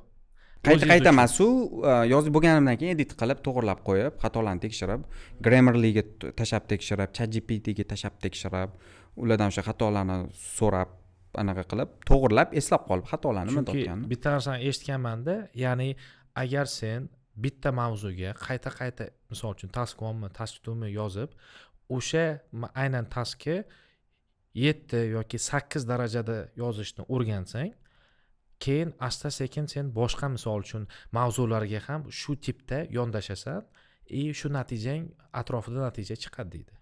siz shu narsaga e'tibor berdingizmi? Ya'ni misol uchun bitta taskni qayta ko'rib, qayta yozib, misol xatolaringizni ustida ishlab, bitta taskga o'rtacha misol uchun task 1, task 2 ni komplekt qilib oladigan bo'lsak, bitta komplekt essay, task 1, task 2 yozishga o'rtacha qancha vaqt sarfladingiz? Ko'rib chiqish bilan.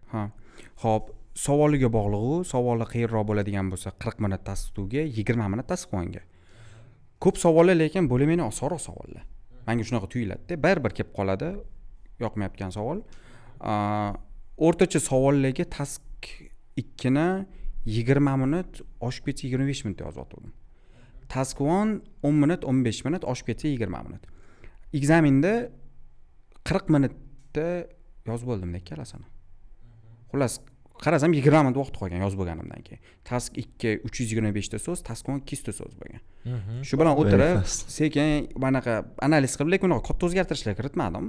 O'sha yozib bo'lgan narsa menga shunaqa tuyuladi, zo'r narsa yozib qo'ydim deb o'ylayman. Masterpiece chiqdi deb o'ylayman. Shu hisobiga unaqa ko'p o'zgartirdim. Satisfaction bo'lib qolamanda, yo'q o'zi har doim shunaqa bo'lib qolaman. Unaqa ko'p o'zgartirib tashamayman. Yengil o'zgartirib chiqaman.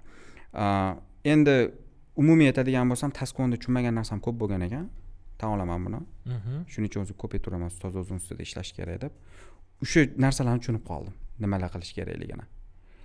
Demak, 8 ololmayotgan o'qituvchilarda asosiy sababi task 1. Task 1ni hamma nisbatan 8 9 ham olsa kerak. 9 olvorishi ham mumkin, to'g'ri aytasiz. Task 1da shu kichkina elementlar bor. Ko'zga ko'rinmaydi, tirnoqning ichidan qirqidirishga o'xshab tuyulayotganga o'xshaydi, lekin o'sha kichkina elementlar butun boshli task achievementni 5 ga tushirib qo'yadi. U 5 ga tushgandan keyin mana yog'iga baland qo'ygisi kelmaydi ekzaminlar. Zo'r qo'ysa 7 qo'yadi, lekin ko'pincha 6 qo'yib yuboradi. Menga ham 6 qo'yib tashlagan. Zo'r yozganman, grammatik xato juda kam bo'lgan. Endi ustoz bo'lganingiz grammatik xato pashti qilmaysiz, vokabularga pashti xato qilmaysiz. Qilasiz nomiga. Lekin 6 qo'yib tashlagan. Zo'r tushuntirganda o'shani. Anoda kitobda ikkita tog'lar rasmini qo'yib qo'yibdi. Mountain A, Mountain B yozgan. Kichkinaroq toqqa chiqishdi. Osonroq bo'lishi mumkin kattaroq toqqa chiqishdan ko'ra, lekin bu degan kichkina toqqa chiqish oson degani emas. Ya'ni task 1 yozish task 2 dan oson bo'lishi mumkin, chunki hamma narsa berilgan, lekin bu degan task 1 oson degani emas deganda. Eng oson narsa task 1da ball yo'qotish. Bittagina so'zlash. Men bolalar keyin so'rashgan ekan kommentda, shuni ham aytib o'tishim kerak. Qanday qilib ekzaminerlardan komment olsa bo'ladi, feedback olsa bo'ladi. Ikkita men o'zim bilaman, examiner emas, endi yaxshi higher level ular o'sha language ichida yurgan odamlar. Bittasi Dingle Baden. Passyourilts.com da o'sha saytga kirib kursini sotib olinganda adashmasam $40 yoki $50 turadi.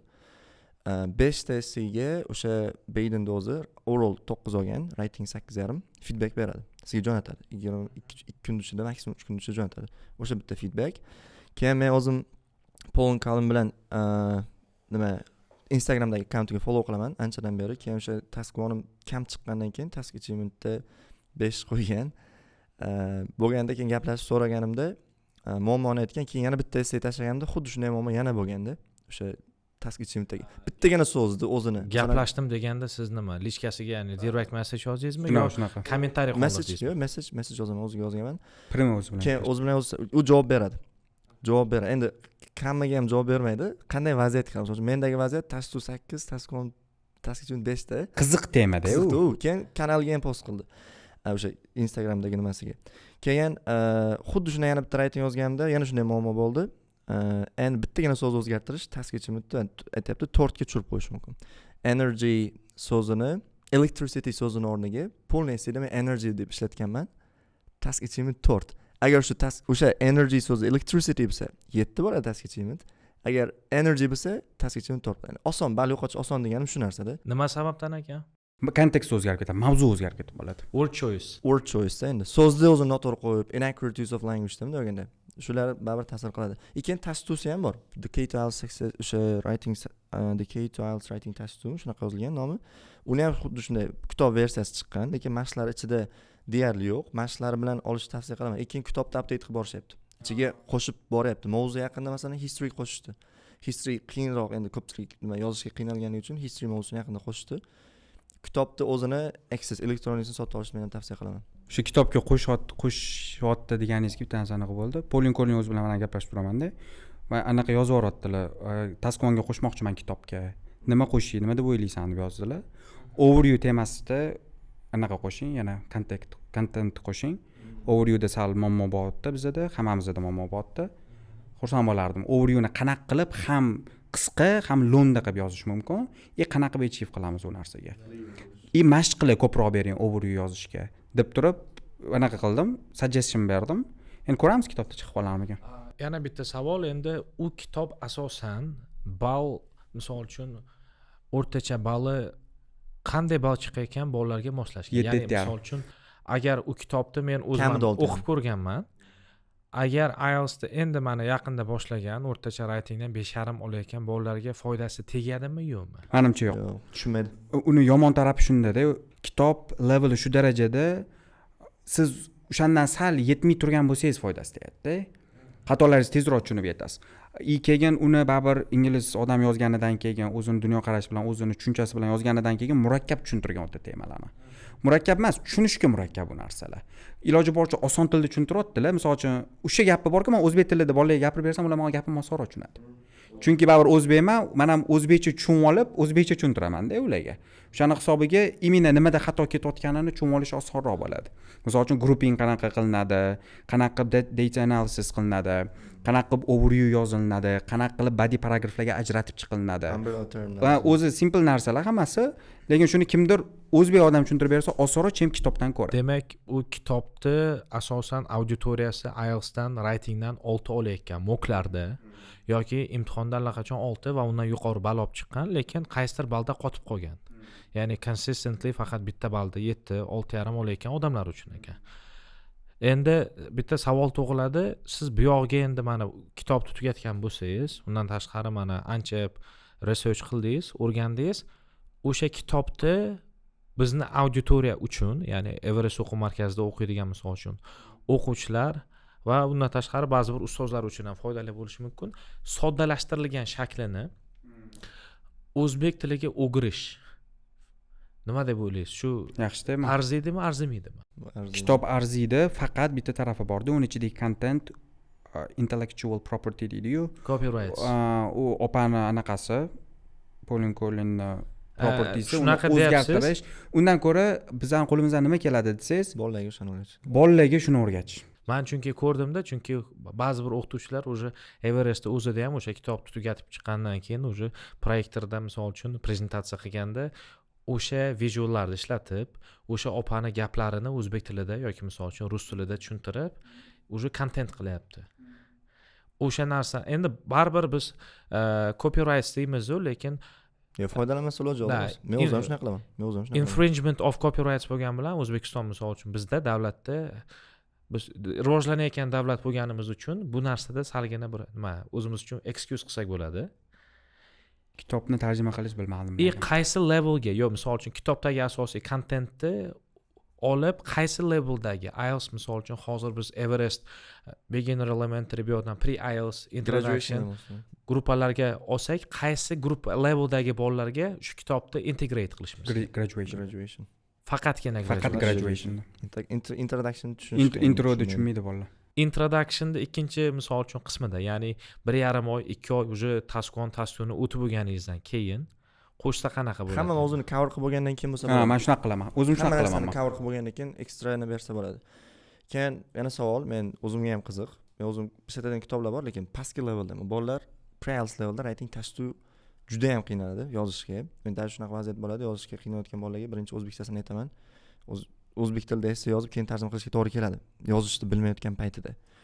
Qanaqa source yoki materials tavsiya qilasizlar self-study qilayotganlarga, pastki leveldagi hali ya'ni writingda yaxshi yozish darajasiga chiqmaganlar uchun, endi boshlayotganlar uchun qo'shimcha qilish uchun qanaqa yoki usullar bor? Xullas, level pastroq bo'lsa, pre-IELTS level bo'lsa, men bolalarga insho yozdirmayman lekin. Insho og'irlik qiladi bolaga. Men paragraflar yozdirtiraman. Inshoni savolida bilsangiz ikkita taraf bo'ladi. Bitta tarafini olaman deb partuch savolga aylantiramanda uni. Freestyle qilib yozlaring demak. Freestyle deganda ham baribir strukturalar sal o'rgatiladi. Topic sentencelar, supporting, details, example, hammasi tushuntirib beraman. Shuni o'ziga freestyle yoz. Cho'chimay hech narsa qilmaydi. 80 ta so'z yozasanmi, 100 ta so'z yozasanmi, tipa bitta body paragraf bo'ladi. Body 1 mi, body 2 mi. Shunaqa yozib yuradi bolalar. Keyin introga o'tgan paytida dastuga qiynalmaydi. Men o'zim shunaqa taktika qilaman. Ya'ni birdaniga esse yozgin desa, u taktikani Simonda ham bor adashmasam. Simon chunki birinchi bir 5-6 ta dars introduction yozishdi. Ya'ni har xil essay turlariga, opinion essayga, misol uchun cause and effect, problem solution essay turlariga har biriga 4 ta 5 tadan introduction yozdiradi. Haqiqatan bu pre-IELTS levelga foydali. Nimaga? Chunki bir soat vaqtingizni bitta essay yozishga sarflagandan ko'ra introductionga bir 5 ta mavzuga 5 ta introduction yozganingiz bor.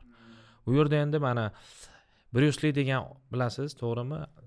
Fighter bo'lgan, o'shani bitta iqtibosini keltirib o'tsak bo'ladi. U aytadi: I not fear the man who tried 10,000 kicks. I fear the man who tried the same kick 10,000 times dedi. Ya'ni men bitta, ya'ni 10,000 ta har xil udarni sinab ko'rgan odamdan qo'rqmayman. Men faqatgina bitta udarni 10,000 marta bajargan odamdan qo'rqaman dedi-da. Demak, sizning maslahatingiz bo'yicha biz ham o'sha narsani olib, bitta misol uchun essay turi bo'ladigan bo'lsa, opinion essay bo'ladigan bo'lsa, agree disagree essay. Bir 5 ta 6 ta mavzuni olib, har bir mavzuga 5 ta 6 ta introduction yozishimiz kerak. Unaqa qilsa bo'ladi. Keyin bitta agree tarafini o'zini yozadi-da, keyin uyga borib turib disagree tarafini o'zini yozadi. Yoki balanced qilib yozadi. Yoki mana bitta tarafini yozadi, o'ziga ko'p pressure qo'ymaydi, hozir yetmaydi o'ziga. Aytaylik, balance qilib yozaman-da, hozir men ham agree'sini yozaman, ham disagree'sini, ham intro yozishim kerak, ham conclusion yozishim kerak desa, pressure bo'lib ketib, bir to'la yozmay qo'ya qoladi bola. Yoza olmayman deb qo'yadi qarab. Endi faqat sen agree bo'lgan, mana shu narsaga agree bo'lganda bitta dona paragraf yozib bergan, siz zo'r yozib tashlaydi. Bolalarga aytaman, 80-100 ta bo'lsa yetadi desam, bir xil 150 talab so'z yozib tashlaydi. O'shani hisobiga writing skill o'zi rivojlanadi-da. U yog'iga essayni o'rgatayotgan paytimda ularga eng glavniy mana bodysini yozish qiyin emas. O'sha introga alohida ishlaymiz, conclusionga alohida ishlaymiz. Bodylarni bitta takrorlab beraman, shuni essay qilib yozib yuborishadi yog'iga. Well, I do exactly the same thing as you guys do. I have nothing to add. Kitoblar demak hozir Pauline Coelho'ning Tastu kitoblari. Mana kitoblar yaxshi. Band 9 Grammar Secrets berilgan. U lekin Band 9 emas. Band 9 bo'lgani bilan marketing shunaqa. Lekin o'sha kandidatlar yozishda endi o'rganayotgan uchun o'zim ham o'shandan ishlatganman. Birinchi boshda yozish boshlayotganimda. Bitta 10 ta modul berilgan. Bitta essay beriladi. To'liq uni 3 ta modul bo'yicha, misol uchun o'sha essayda modal verbs qanday ishlatilyapti, qanaqa misol uchun concession qilinyapti, introductionda qanday yozilyapti, tushuntiriladi. 3 ta point bo'ladi kamida. Keyin uni tahlil qilib bergandan keyin bitta savol beradi. Bola polni essayni analiz qilish kerak edi, to'liq analiz qilib bo'lganidan keyin keyingi essayda xuddi bu yoqda qanday essay berilgan bo'lsa, xuddi shuni yozish kerak. Qanaqa structure berilgan bo'lsa, imitating bunday olgan. Ya'ni birinchi boshda present continuous bilan boshlayapti, bu yoqda ham present continuous bilan boshlash kerak. Keyin misolda there is zero kelyapti, bu yoqda ham there is zero bo'lish kerak. Ya'ni ma'lum bir template beryapti. Template-da endi bu higher levelda tavsiya qilmayman, chunki o'zi aslida writing yozayotganda birinchi argument kelib, keyin unga mos grammatik tanlash kerak. Lekin bunda birinchi grammatika tayyor, o'sha grammatikaga argument qo'shishga to'g'ri keladi. Grammatikani aktiv qilib beradigan kitobda o'sha kitobda ham vaqt o'tgandan keyin u grammatikal o'zinikiga aylanadi. O'ziniki bo'ladi, shunaqa qilsa ham bo'ladi. Go'yoki mana spoon feeding yeyiladi, bir misol uchun og'zidan tiqayapsiz-da, u yosh bola hali o'zi ovqatlana olmaydi, o'zi misol uchun decision making qila olmaydi. O'shani hisobiga siz uni o'rgatyapsiz. Sekin-sekin o'sha independent o'zi bu narsani ko'rgandan keyin, boshqa essaylarni modul ko'rgandan keyin preference o'zgarishi mumkin keyin struktura. Keyingi mana savolimiz, siz o'zingizni shaxsiy fikringizcha, mana assessment criteria'ni bilasiz, endi lexical resource bor, grammatical range and accuracy bor, task response, task achievement bor va misol uchun qaysi qolib ketdi? Cohesion, coherence. CC qolib ketdi. Coherence bilan cohesion qolib ketdi. Sizda eng katta kamchilik hozir ham 8 olishingizga qaramasdan nimada deb o'ylaysiz? Task 1, task 2. Task 1 bilan task 2 da. Qaysi assessment criteria'da hali ham kamchiligingiz o'zingiz sezasiz? To'rttalasida, shuncha 8 da.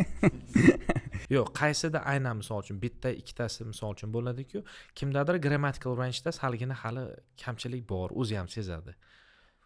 Misol uchun lexical resource'da qiynalmasangiz kerak. Lexical resource bilan grammatika, vocabulary deganda grammatikada mayda xato bitta qilib qo'yaman.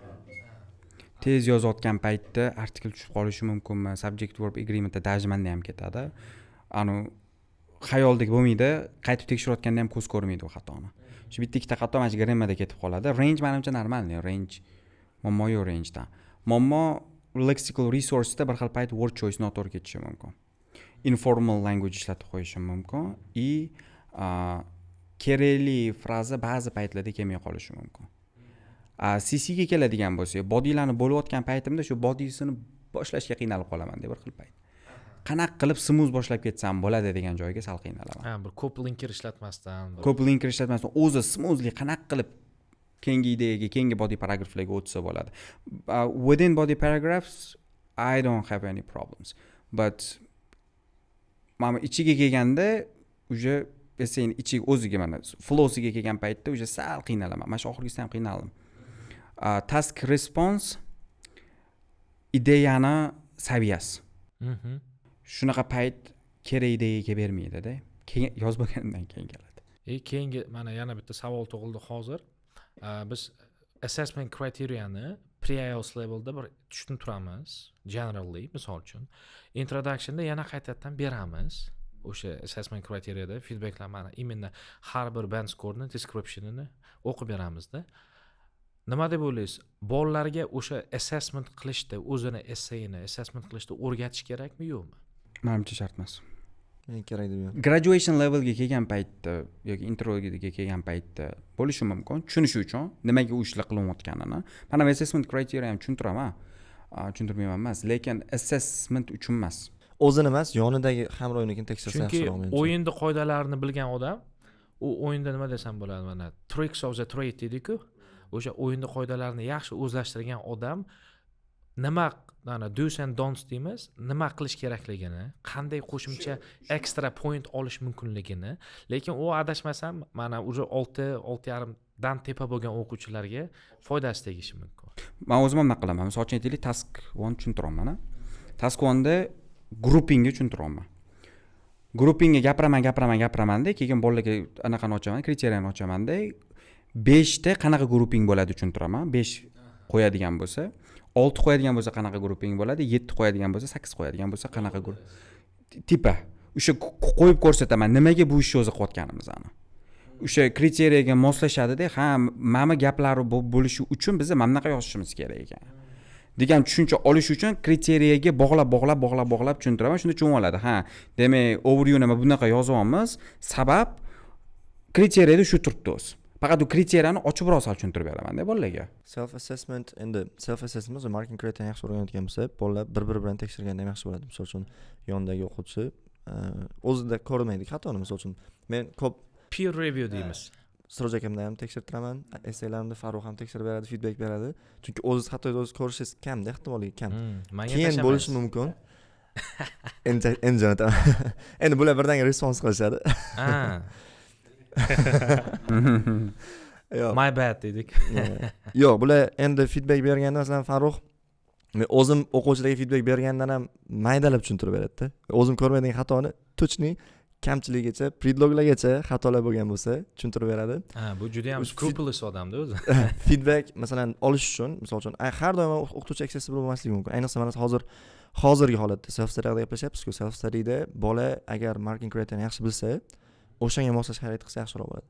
Hech narsa savol qo'yish kerak. Mana Polankanning kitobida marketing criteria'ni tushuntirgan, listda berilgan, descriptionda berilgan. Faqat unda qilgan yaxshi narsasi savol qilib bergan. So'raydi. Did you include all the key features or some of them? deydi. Hammasi bo'lganmi yo'qmi? Yoki bo'lmasa was your organization logical or not deydi. Logical bo'lganmi? What is the logic behind this deydi. Masalan, nima logic qilgansan? Savolga ha, yo'q deb turib javob berib, bola o'sha marketing criteria 9 ta point bergan bo'lsa, necha misol uchun to'g'ri kelishini topsa bo'ladi-da. Checklist ham degani checklist qilish kerak. Go'yoki bir chamadonda chetga ketyapsiz-da, chamadonga shuni soldingizmi, yo'qmi, qo'shdingizmi, yo'qmi, galochka qo'yib ketaveradi, tik yoki cross. O'shanga qarab tishga qo'yib baho qo'yasa bo'ladi-da o'ziga. Bu hamda oxirgi savol, mana writing bo'yicha, mana endi hammaga bu yerda bu yoqda o'tirganlarda hammasi writingdan 7.5 kamida ko'rsatkich ko'rsatgan. Mana 8 olgan Siroj akamiz ham bor. Ko'pchilik bolalarga writing 6 уже nima desam bo'ladi, o'qishga topshirishga yetadi. Lekin muammo vaqt. Ya'ni 2 oydan keyin IELTS topshirish kerak. Lekin writingga hozir o'rtacha ko'rsatkichi 5.5 chiqyapti. 5.5 oralig'ida o'ynab turibdi. solid 6 qilish uchun mana bu assessment kriteriyada berilgan aynan qaysi biriga ko'proq urg'u berish kerak? Grammatikagami, lexical resourcegami? CC ga misol uchun ishlayman desa bu long term narsada. CC ni ko'tarish uchun ko'pchilikda 2-3 oy emas, kerak bo'lsa bir misol uchun yillab vaqt ketishi mumkin. Bir-biriga bog'liq joylari ham bor. Masalan, hozir aytyapsiz, qaysi aynan marking kriteриya? Masalan, vocabdan noto'g'ri foydalanish task response ga yoki task achievementga ham ta'sir qilishi mumkin. Lekin menimcha, bolalar, men o'zim oxirgi mana o'tgan yildagi mayda topshirgan imtihonlarimda reytingim 6.5 chiqqan. Avgustda 7.5 chiqqan. 7.5 gacha endi menda bo'lgan progress nimada bo'ldi? Menda grammarda deyarli muammo yo'q. Endi muammolar bor, kam. Uncha katta muammo emas. Vocabda ham tushuntirib bera olaman. Ya'ni aytmoqchi bo'lgan narsamni. Muammo task response, cognitive cohesion bo'lgan. Biz endi qarang, 6.5 bilan 7.5 emas, 5.5, 5dan 6. Chunki mana ko'pchilik o'quvchilarda o'zi biladi. Unda ham baribir shu deb o'ylayman, baribir ham. Essay masalan bola 5.5. Grammatikada muammo yo'q deyapsiz, demak sizni essayingiz ekzaminator bilan, imtihonlovchi bilan communicate qila olyapsiz-da. I mean, like, your grammar mistakes will not hinder communication between you and examiner, reader. But when you have this frequent grammar mistakes, like some silly grammar mistakes, examiner will be like irritated. And plus, your CC, like development of ideas, will also be constrained by your grammar mistakes. O'shaning uchun meni endi shaxsiy fikrim qanaqa bo'layapti?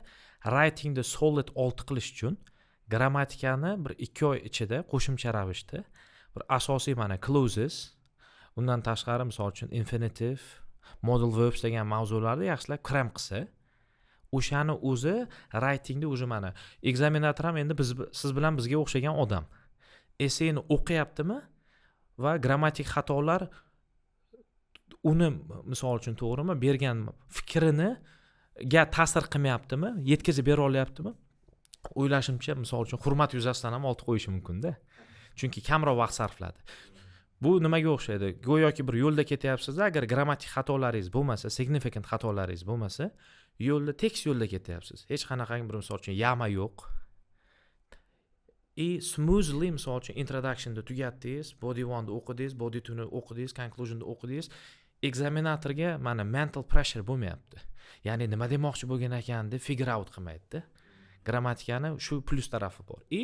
Salgina variety deydi-ku. Misol uchun to'g'ri bir xilla yozadi, grammatikasi top-toza, lekin faqat mana misol uchun present simple deb yozilgan. Repetitive structure. O'shanga bitta ikkita complex sentence misol uchun qo'shsa yoki bir misol uchun relative clause qo'shib ketsa yoki orqasidan qanaqadir independent clause'larni qo'shib complexity yaratsa ham, lekin clarity ni saqlab qolgan holda writingdan 6 olish mumkin deb o'ylayman-da. Vocab bilan mana misol uchun CC sal pastroq bo'lsa ham grammatikani o'zi katta faktor. Lekin o'ta qiyin. Masalan, bola даже pre-IELTS levelda, introduction levelda graduation'dagi umuman tushirib bo'lmaydi. Grammatika o'qi. Masalan, endi grammatika bizda asosan elementary levelda o'qitiladi. Asosiy grammatikani men o'zim tugataman. Ko'kmer, Blue Murphy'ni tugatamiz hammasini. Tushirish qiyin. Haqiqatan ham o'sha tavsiyani aytish kerak. Bola shunday qilish kerak. Grammatikani introduction levelda bo'lsa ham, graduation levelda bo'lsa ham 5 ham qolib ketgan bo'lsa, 2 oy vaqt ketkizsa arziydi haqiqatan. Chunki siz bilan biz grammatikani endi bilmadim, 10 martami kamida 15 martami endi har yili o'qitasiz. Kim bo'lib ba'zi bir o'qituvchilar mana DTM guruh ochadi. Men misol o'zim haqimda gapiryapman. Bu yili ochmadim. Endi o'tgan bir 4 yil, 5 yil grammatika guruhi ochib, DTM test guruhi ochib ham o'zimni grammatikamni ancha yaxshiladim desam bo'ladi-da. Ko'pchilik bilmagan narsalarimni 2-3 ta yaxshi kitoblardan mana Murphy, Grammar Way misol uchun Azar degan kitoblardan self study qilib, research qilib ko'tardim deb. O'sha grammatik kitoblarni sanang, hozir sonni bular keyin hamma o'zi ishlatganlar aytsa yaxshiroq bo'ladi. 3 talik misol uchun meni fikrimcha bu Murphy, endi bilasiz, klassika. Murphyni misol uchun endi intermediate level uchun English Grammar in Use intermediate yozilgan Raymond Murphy. Ikkinchisi Grammar Way. Grammar Way'da birdaniga ikkita qismini tavsiya beraman, ikkinchi qismi bilan uchinchi qismi. Grammar Way'da yaxshi tarafi Murphy'da 4 tagina, 5 tagina mashq bilan cheklansa, Grammar Way'da 30 talab mashq bergan. Bitta qoida ko'p mashq beradi. Yo'q, bitta qoida emas, bitta mavzuni shunday tushuntiradi, orqasidan bir 30 talab mashq. Ya'ni befarosat odam bo'lsangiz ham, tushunmayotgan odam bo'lsangiz ham 30 marta o'sha narsani qilganingiz hisobiga esda qoladi. Mana xatolar ustida ishlab ham natija qilsangiz bo'ladi demoqchiman. uchinchisi endi azar. Endi azarda men hozir unchalik maslahat bermayman, chunki mana bu ikkita kitobni ichidagi materialni hammasi azarda yana reflectedda. O'zingiz uchun bir zerikish bo'lib qoladi.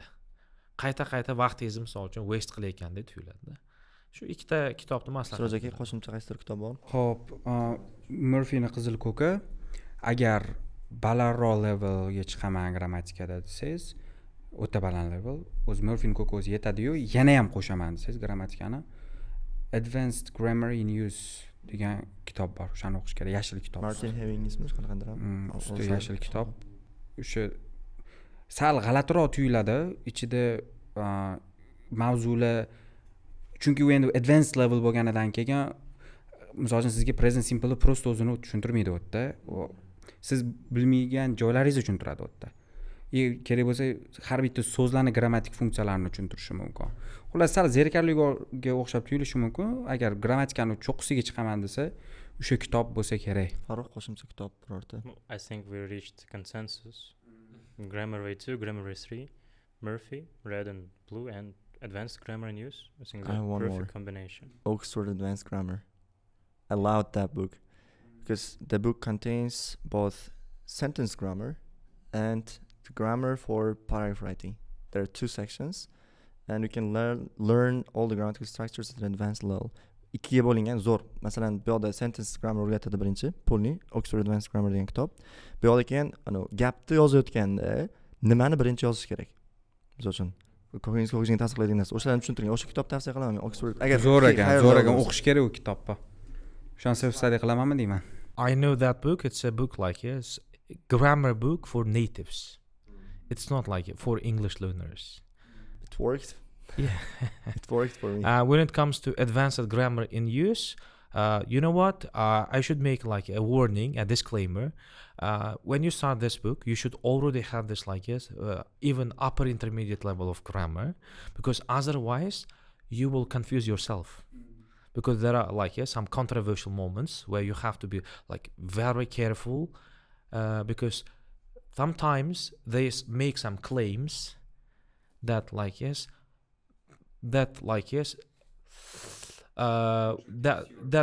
that really contradicts with your beliefs regarding grammar. When you have a proper noun, let's say Cristiano Ronaldo. You have Cristiano Ronaldo, you know that it's a proper noun. You don't usually put any article before proper noun.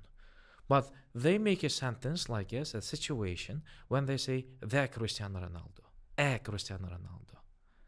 This sort of complexity is only necessary if you become if you want to reach the proficiency level in English. But for those who are aiming at for C1 level, good user, according to IELTS system criteria, you can simply make use of Grammar Way 1, 2, 3, and Blue Murphy. Yeah, intermediate level grammar is enough for band sound. Mm-hmm. But some of our students believe that you can skip this, some books, grammar books, and go to the advanced level. Yes, that is the biggest scam. Yeah. Now let's. Murphy'ni ko'kida, o'sha Murphy'ning ko'kini yaxshilab o'qinglar bo'ldi. Eng baxtli qiladigan kitob o'sha kitob. Let's move on to the next. Speaking. Let's get into it. I have a lot of questions. Okay, you can ask. Xo'p, endi o'zi akamizdan so'ramasak bo'lmaydi. Bekhruz akadan endi speaking 8.5. You, because you got 8.5 in your last attempt. And what did you do to improve your speaking from 7.5 to 8.5? Okay, well, in the last 5 exams I have taken, I scored 4 times band score 8. It was consistent. And the last exam I attempted on 15th of April, I scored 8.5. So now, when it comes to the difference between 8 and 8.5, and how I improved my band score, I got 2 series. One series, I started doing speaking practice with a partner, consistently. So I started having some speaking practice, regular speaking practice, with one of my students. So I asked him to stay after classes and do speaking practice with me. So he has taken the role of examiner. So I was in a position of a candidate. There is another thing. I watch plenty of comedy shows. So I try to immerse myself into English culture. That's why I try to like improve my sense of humor. I try to be a little bit sarcastic. So I guess I got 8.5 because examiner I was able to show examiners that I can make use of English, and I can I have a good command of language. I can make paraphrases. I can make some complex I can deliver some complex ideas, but still sustain the clarity. That is the point. Last but not least, when it comes to speaking, I guess if you watch these comedy shows, if you watch some movies, documentaries, you develop that manner of speaking, English manner.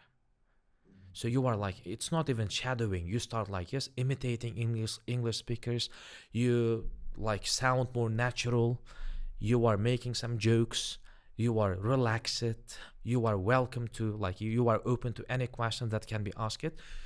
And when I took my last exam, when I entered the examination room, examiner asked me to take a seat. He started speaking exam with some speaking part 1 questions about hometown, my job. I guess because of the fact that I have prepared for every single topic which is given in IELTS speaking assistant, I felt comfortable. So when I felt comfortable, I started dominating the speaking exam. So I was taking the lead.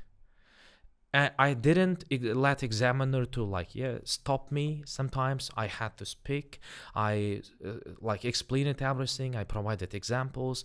I provided some backstories, life stories. I made some jokes. I made my examiner laugh twice or 3 times. And in speaking part 1, I was playful. So I didn't take speaking part 1 seriously. But when it comes to speaking part 2, I made a very let's say decent story. I made a story it's based on a true story. I provide a description. By the way, you know what is the problem with Uzbek IELTS test takers? We are not taught to make description at school. So we write essays, but most of our essays are argumentative essays. We provide explanation. We provide reasons, examples, but we never provide descriptions. So in speaking part 2, I provide a description of people. I provide a description of this, let's say, setting. I also talked about my emotional state, how I felt yes. I also use it at this reported speech. So I started reporting the speech of several speakers, and it was natural. So after watching some, let's say, some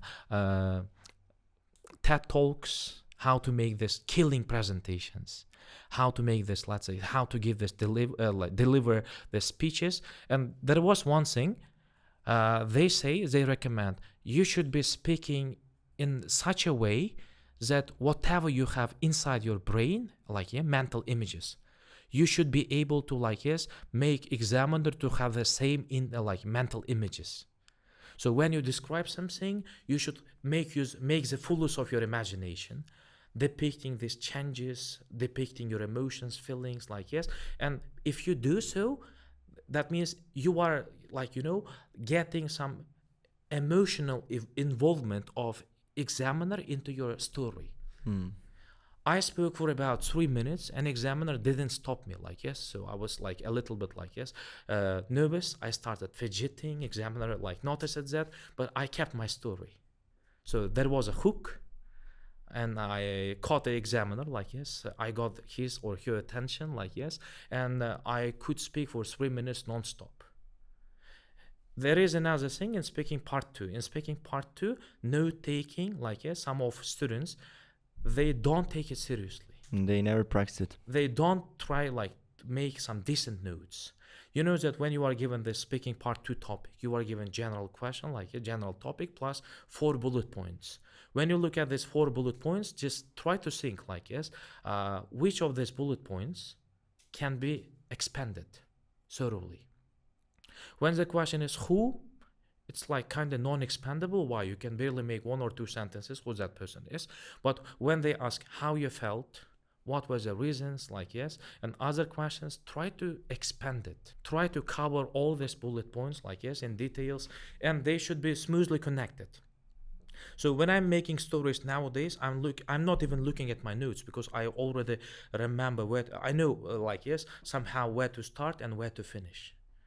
And the last 2 exams I have taken, I was able to finish my speaking part 2. Examiner let me to finish. Before that, examiner cut me, stopped me and said, like, that's well enough.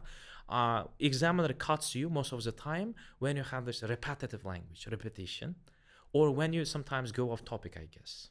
But when he or she is involved into your speech, like in your speech, that's a real thing. Okay. When it comes to speaking part 3, in speaking part 3, because you practice, like, yes, some academic questions in writing task 2, you also learn how to make arguments, how to justify your arguments, how to back up your arguments, providing examples.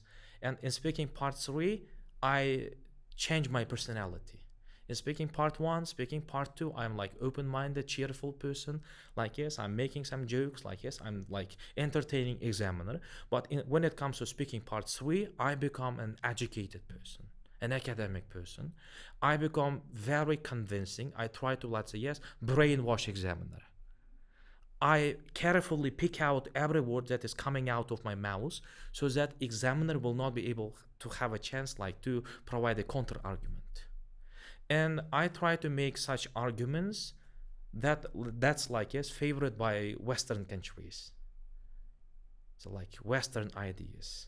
For example, if they ask you about like zoo, even in speaking part 1, there was a question about zoo. So do you like visiting zoos? So most of our, like, yes, typical Uzbek people, they like, yeah, I love visiting zoos. I love seeing animals being kept in cages, like you say. But when you provide this answer, like, well, you know what? I guess it's cruelty. I think it's cruelty. They haven't committed any crime, but they are being like imprisoned. They're in case. Yes. How a living, like, let's say, yes, organism can be kept in cage, yeah, for a lifetime, for the sake of entertainment of, let's say, yeah, people. I guess it's inhumane. So you see, you are being a little bit radical. You are not like, yes, providing this typical template-based repetitive ideas. You are standing out from the crowd somehow. And this idea, like, yes, animals and cruelty, this is an idea which is like discussed in Western countries, like, yes, nowadays. But when it comes to Uzbek, like, let's say, yes, Uzbek people, I don't remember even like the last time when I visited zoo.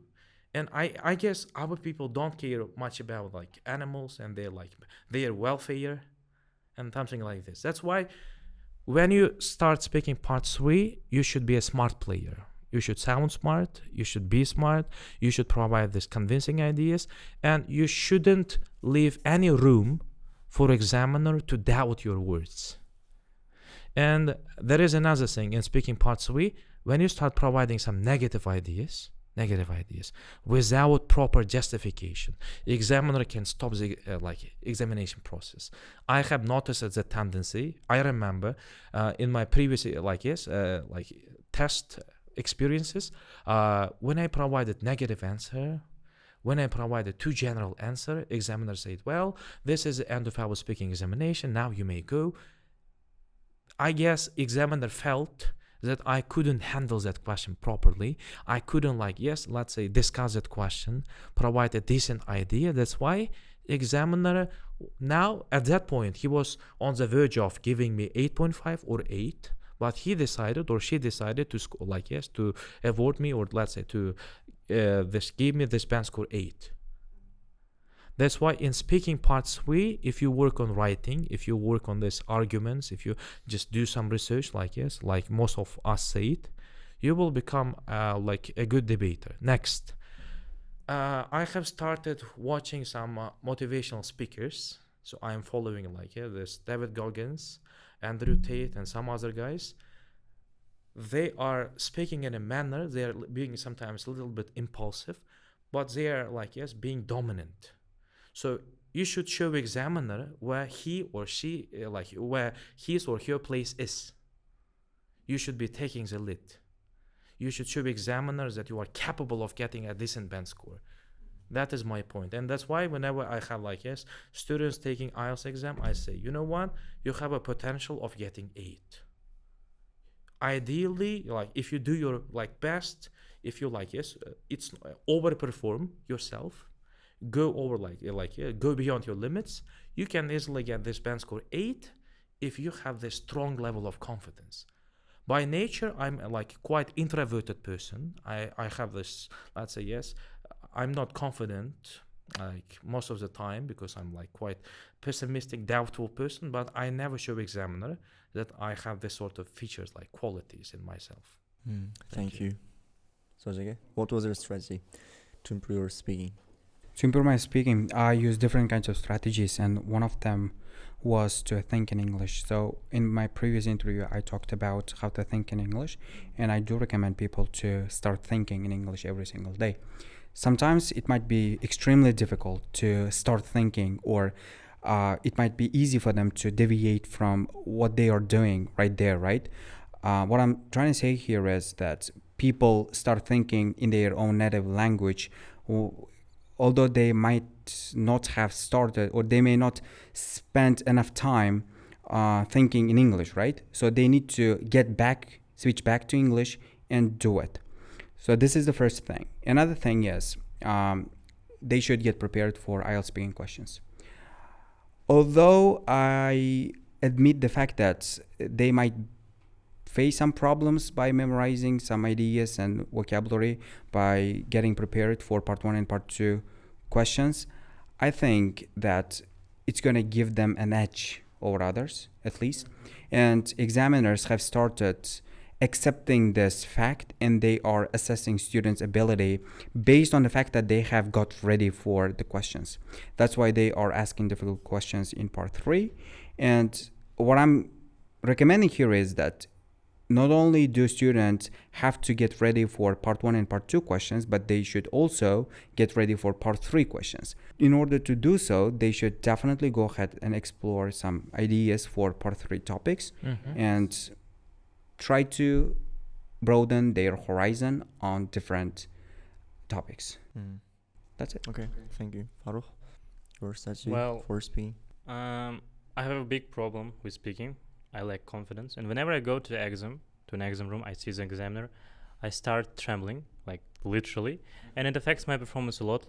I've been consistently getting 7.5 for the last 5 attempts, and I don't think that 2 or 3 years ago I spoke as well, nearly as well as I do now. The only problem is that at that time the examiner helped me relieve my stress, but since then I found this a bit more struggling. So I guess the main point, one of the main tasks that students should complete during the self-study, self-preparation, and the ones that I need to do as well, is to remove these barriers. If you're an introverted person by nature, if you find it difficult to communicate with people, to share your ideas, especially with people you don't know, and especially in such stressful settings, it would be a good idea to expose yourself to different people. Especially now when it's summer and there are lots of tourists outside. You don't really need to have friends.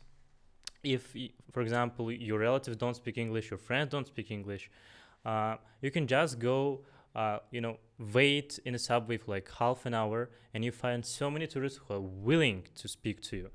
You don't really need to search for them. They're literally everywhere. And if you try to find the ways to improve your mistakes and the areas you're lacking in, you will really find them, and it would be much easier for you to perform at the exam and to show your real potential once you overcome your problems with confidence. I think. Okay, for me it's a bit different. I was and am an introvert person in nature, and I find it really hard to speak in front of people. But in my exam, I just noticed that was affecting my performance, and I tried to switch to another person. In my speaking exam, I'm not an instructor. I'm just a student, or I'm a person who works in a logistics company. I just become another person. Yeah, for lower level students, I recommend if they find it hard to answer in part 1 questions, they can try Speaking Maximizer. That book includes 16 part 1 topics with at least 2 or 3 versions of answers. There are 3 versions for an answer, and they can just choose one and try saying it for themselves. For higher level students, the speaking was my weakest point in my exams. It was my lowest point in my exam last year in May. I got 6.5 twice, just because I couldn't speak for 2 minutes in part 2. And I just had to do something, and I learned a strategy. It's called IPDOCHF strategy. I stands for introduction, P stands for past background, D stands for description, O stands for opposing view, C stands for comparing, and F for future. And if you make at least 2 sentences for each point, you're gonna make more sentence for each point. You can just talk about any topic for 2 minutes, any description. For background and description parts, you can talk more. For example, 5 or 4 sentences if you want. But for other parts, like for F, for C, for O, you can just talk only 1 sentence. And that also helps you to improve your range when you're talking, because when you're talking about an opposing view, you are using although, however, subordinating conjunctions, and if you can use them correctly, that gives an edge, and you are likely to get a higher score. So I got 7.5 after learning this strategy, because the amount of time between my 6.5 and 7.5 was not that long, and that helped me to improve my speaking to 7.5. And for an 8, I just shadowed. I used shadowing strategy. The same was true for me in terms of confidence. I lack confidence when I'm talking sometimes, and when I did shadowing a lot, I felt that I had more confidence, because I can use language in a similar way to the native speakers, and I just found podcasts and other audios or other videos with their transcripts, and and also made 1 minute videos and 1 minute audios and with their texts, and then imitated them. It helped me to improve my fluency, to improve my pronunciation, and I suggest students out there, if they want to improve their speaking, to shadow, to find a person whom they really like, or the person who talks about things that they're interested in, and shadow it. Just imitate them, and that also helps them. Okay, well, when it comes to me, I remember when I got my IELTS exam back in 2016, I got 6. Then I reset my exam, I got again 6. Then, you know what? For me, speaking was, the things that I despise it most. I mean, my father, I was brought up in a family where your dad speaks English. And that's a tough thing, because he pushes you. He used to encourage me to speak English. Hey, son, listen, I speak English. These people around you, his friends, his colleagues, they speak English. So he'll say it why don't you speak English? Just speak English. Just try speaking, and at some point you become accustomed to it. It will become a regular part of your life. But the more pressure he put on me, he placed it on me, the more introverted I became. So we can call it some sort of phobia, or let's say some trauma, childhood trauma. Defense mechanism. Yes, and when I got my 6 band score in IELTS exam, I had the same symptoms Farrukh did. My hands were trembling. I was shaking literally. My first IELTS examiner was Mr. Alex Ulko. He also put some pressure on me, because he didn't smile. He didn't show me any senses or let's say gestures of approval. That's why I got 6. How I improved it from 6 to 7. Well, I started doing regular practice with a peer, like with a friend of mine whom like I had huge like respect towards like him. So we started doing like 1-2 hours of speaking practice after classes, back at like Lyceum times. Okay, so after 2 months, I took my IELTS exam again. I got 7. Then to improve my band score from 7 to 7.5, I needed a year. Like I spent a year. And what is the difference between 7 and 7.5? Well, in my opinion, when you got 7, you still have this grammar mistakes. Your grammar and vocab constrain you, like they limit you from expressing your ideas freely. So what I did, I covered every grammar topic, but in spoken English. So for example, I'm covering present perfect. I know that there are like 4 or 5 cases when you have to use present perfect. And I started making verbal examples, not written examples, verbal examples. So I revised grammar, but in verbal format. I started making sentences. I did these exercises verbally. I didn't write anything. I only spoke. I started making these complex sentences, like you said, like a close-up result. Also, even so, however. So just making sentences on these topics made my grammar flexible. When you have grammar, flexible grammar, whatever you say is grammatically correct. And you are like constantly changing the structures.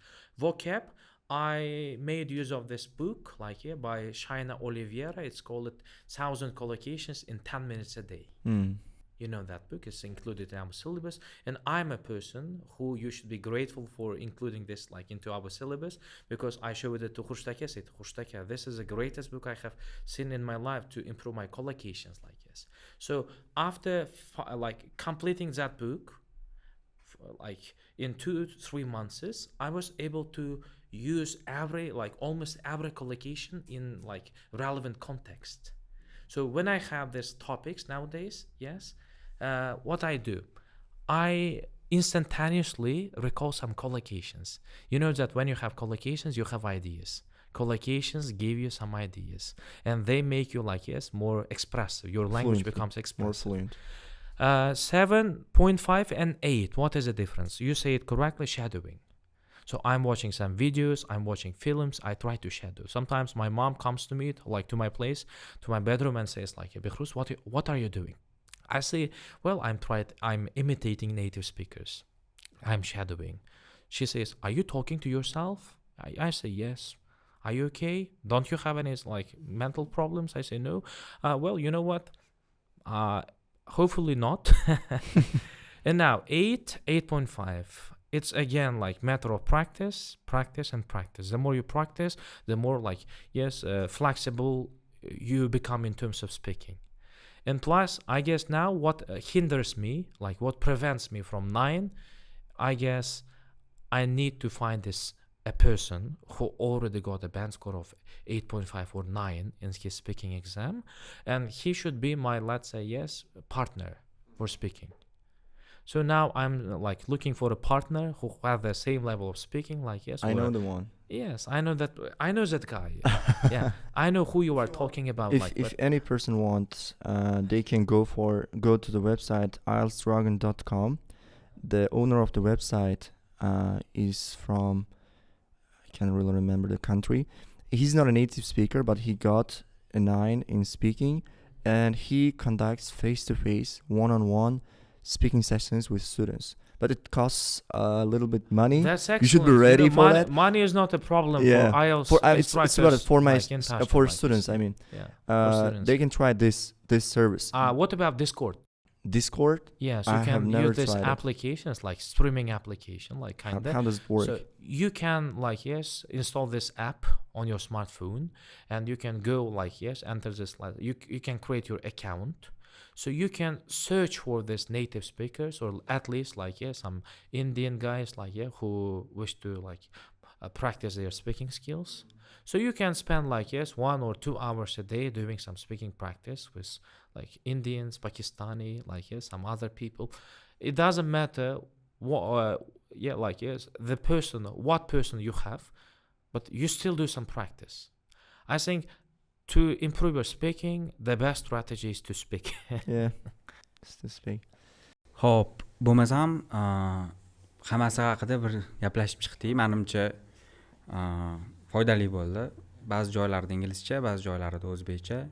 Hamma leveldagi bolalar zerikib qolmasin degan maqsadda o'zbekcha ham inglizcha ham aralashtirib gapirishga harakat qildik. Shu bilan biz ham bugungi podkastimiz nihoyasiga yetdi. Qanaqadir savolinglar bo'lsa, bizga gapirmagan bo'lsa, savollar agar bo'lsa, mana shu chiqadigan videoni pastki qismiga kimdir qoldirsa, biz harakat qilamiz. Self talk ko'rinishda, misol uchun, savollar agar bir xil mavzuda bo'lsa, speaking uchun alohida yoki writing uchun alohida mavzular bo'ladigan bo'lsa, harakat qilamiz o'sha kommentlarda qoldirilgan savollarga umumlashtirib, yana video ko'rinishda yoki hech bo'lmaganda o'sha kommentni o'zida biz kuzatib turib javob berishga harakat qilamiz qo'limizdan kelgancha. Yoki keyingi chiqadigan epizodda уже chiqadigan odamlarga pasont qilamizda. Ularga o'tkazarsak. Ya'ni ular o'sha javoblarga, savollarga javob bersa ham ancha mazmunli bo'ladi. Hammaga rahmat. Like E'tiborga rahmat. Like bosishni unutmang.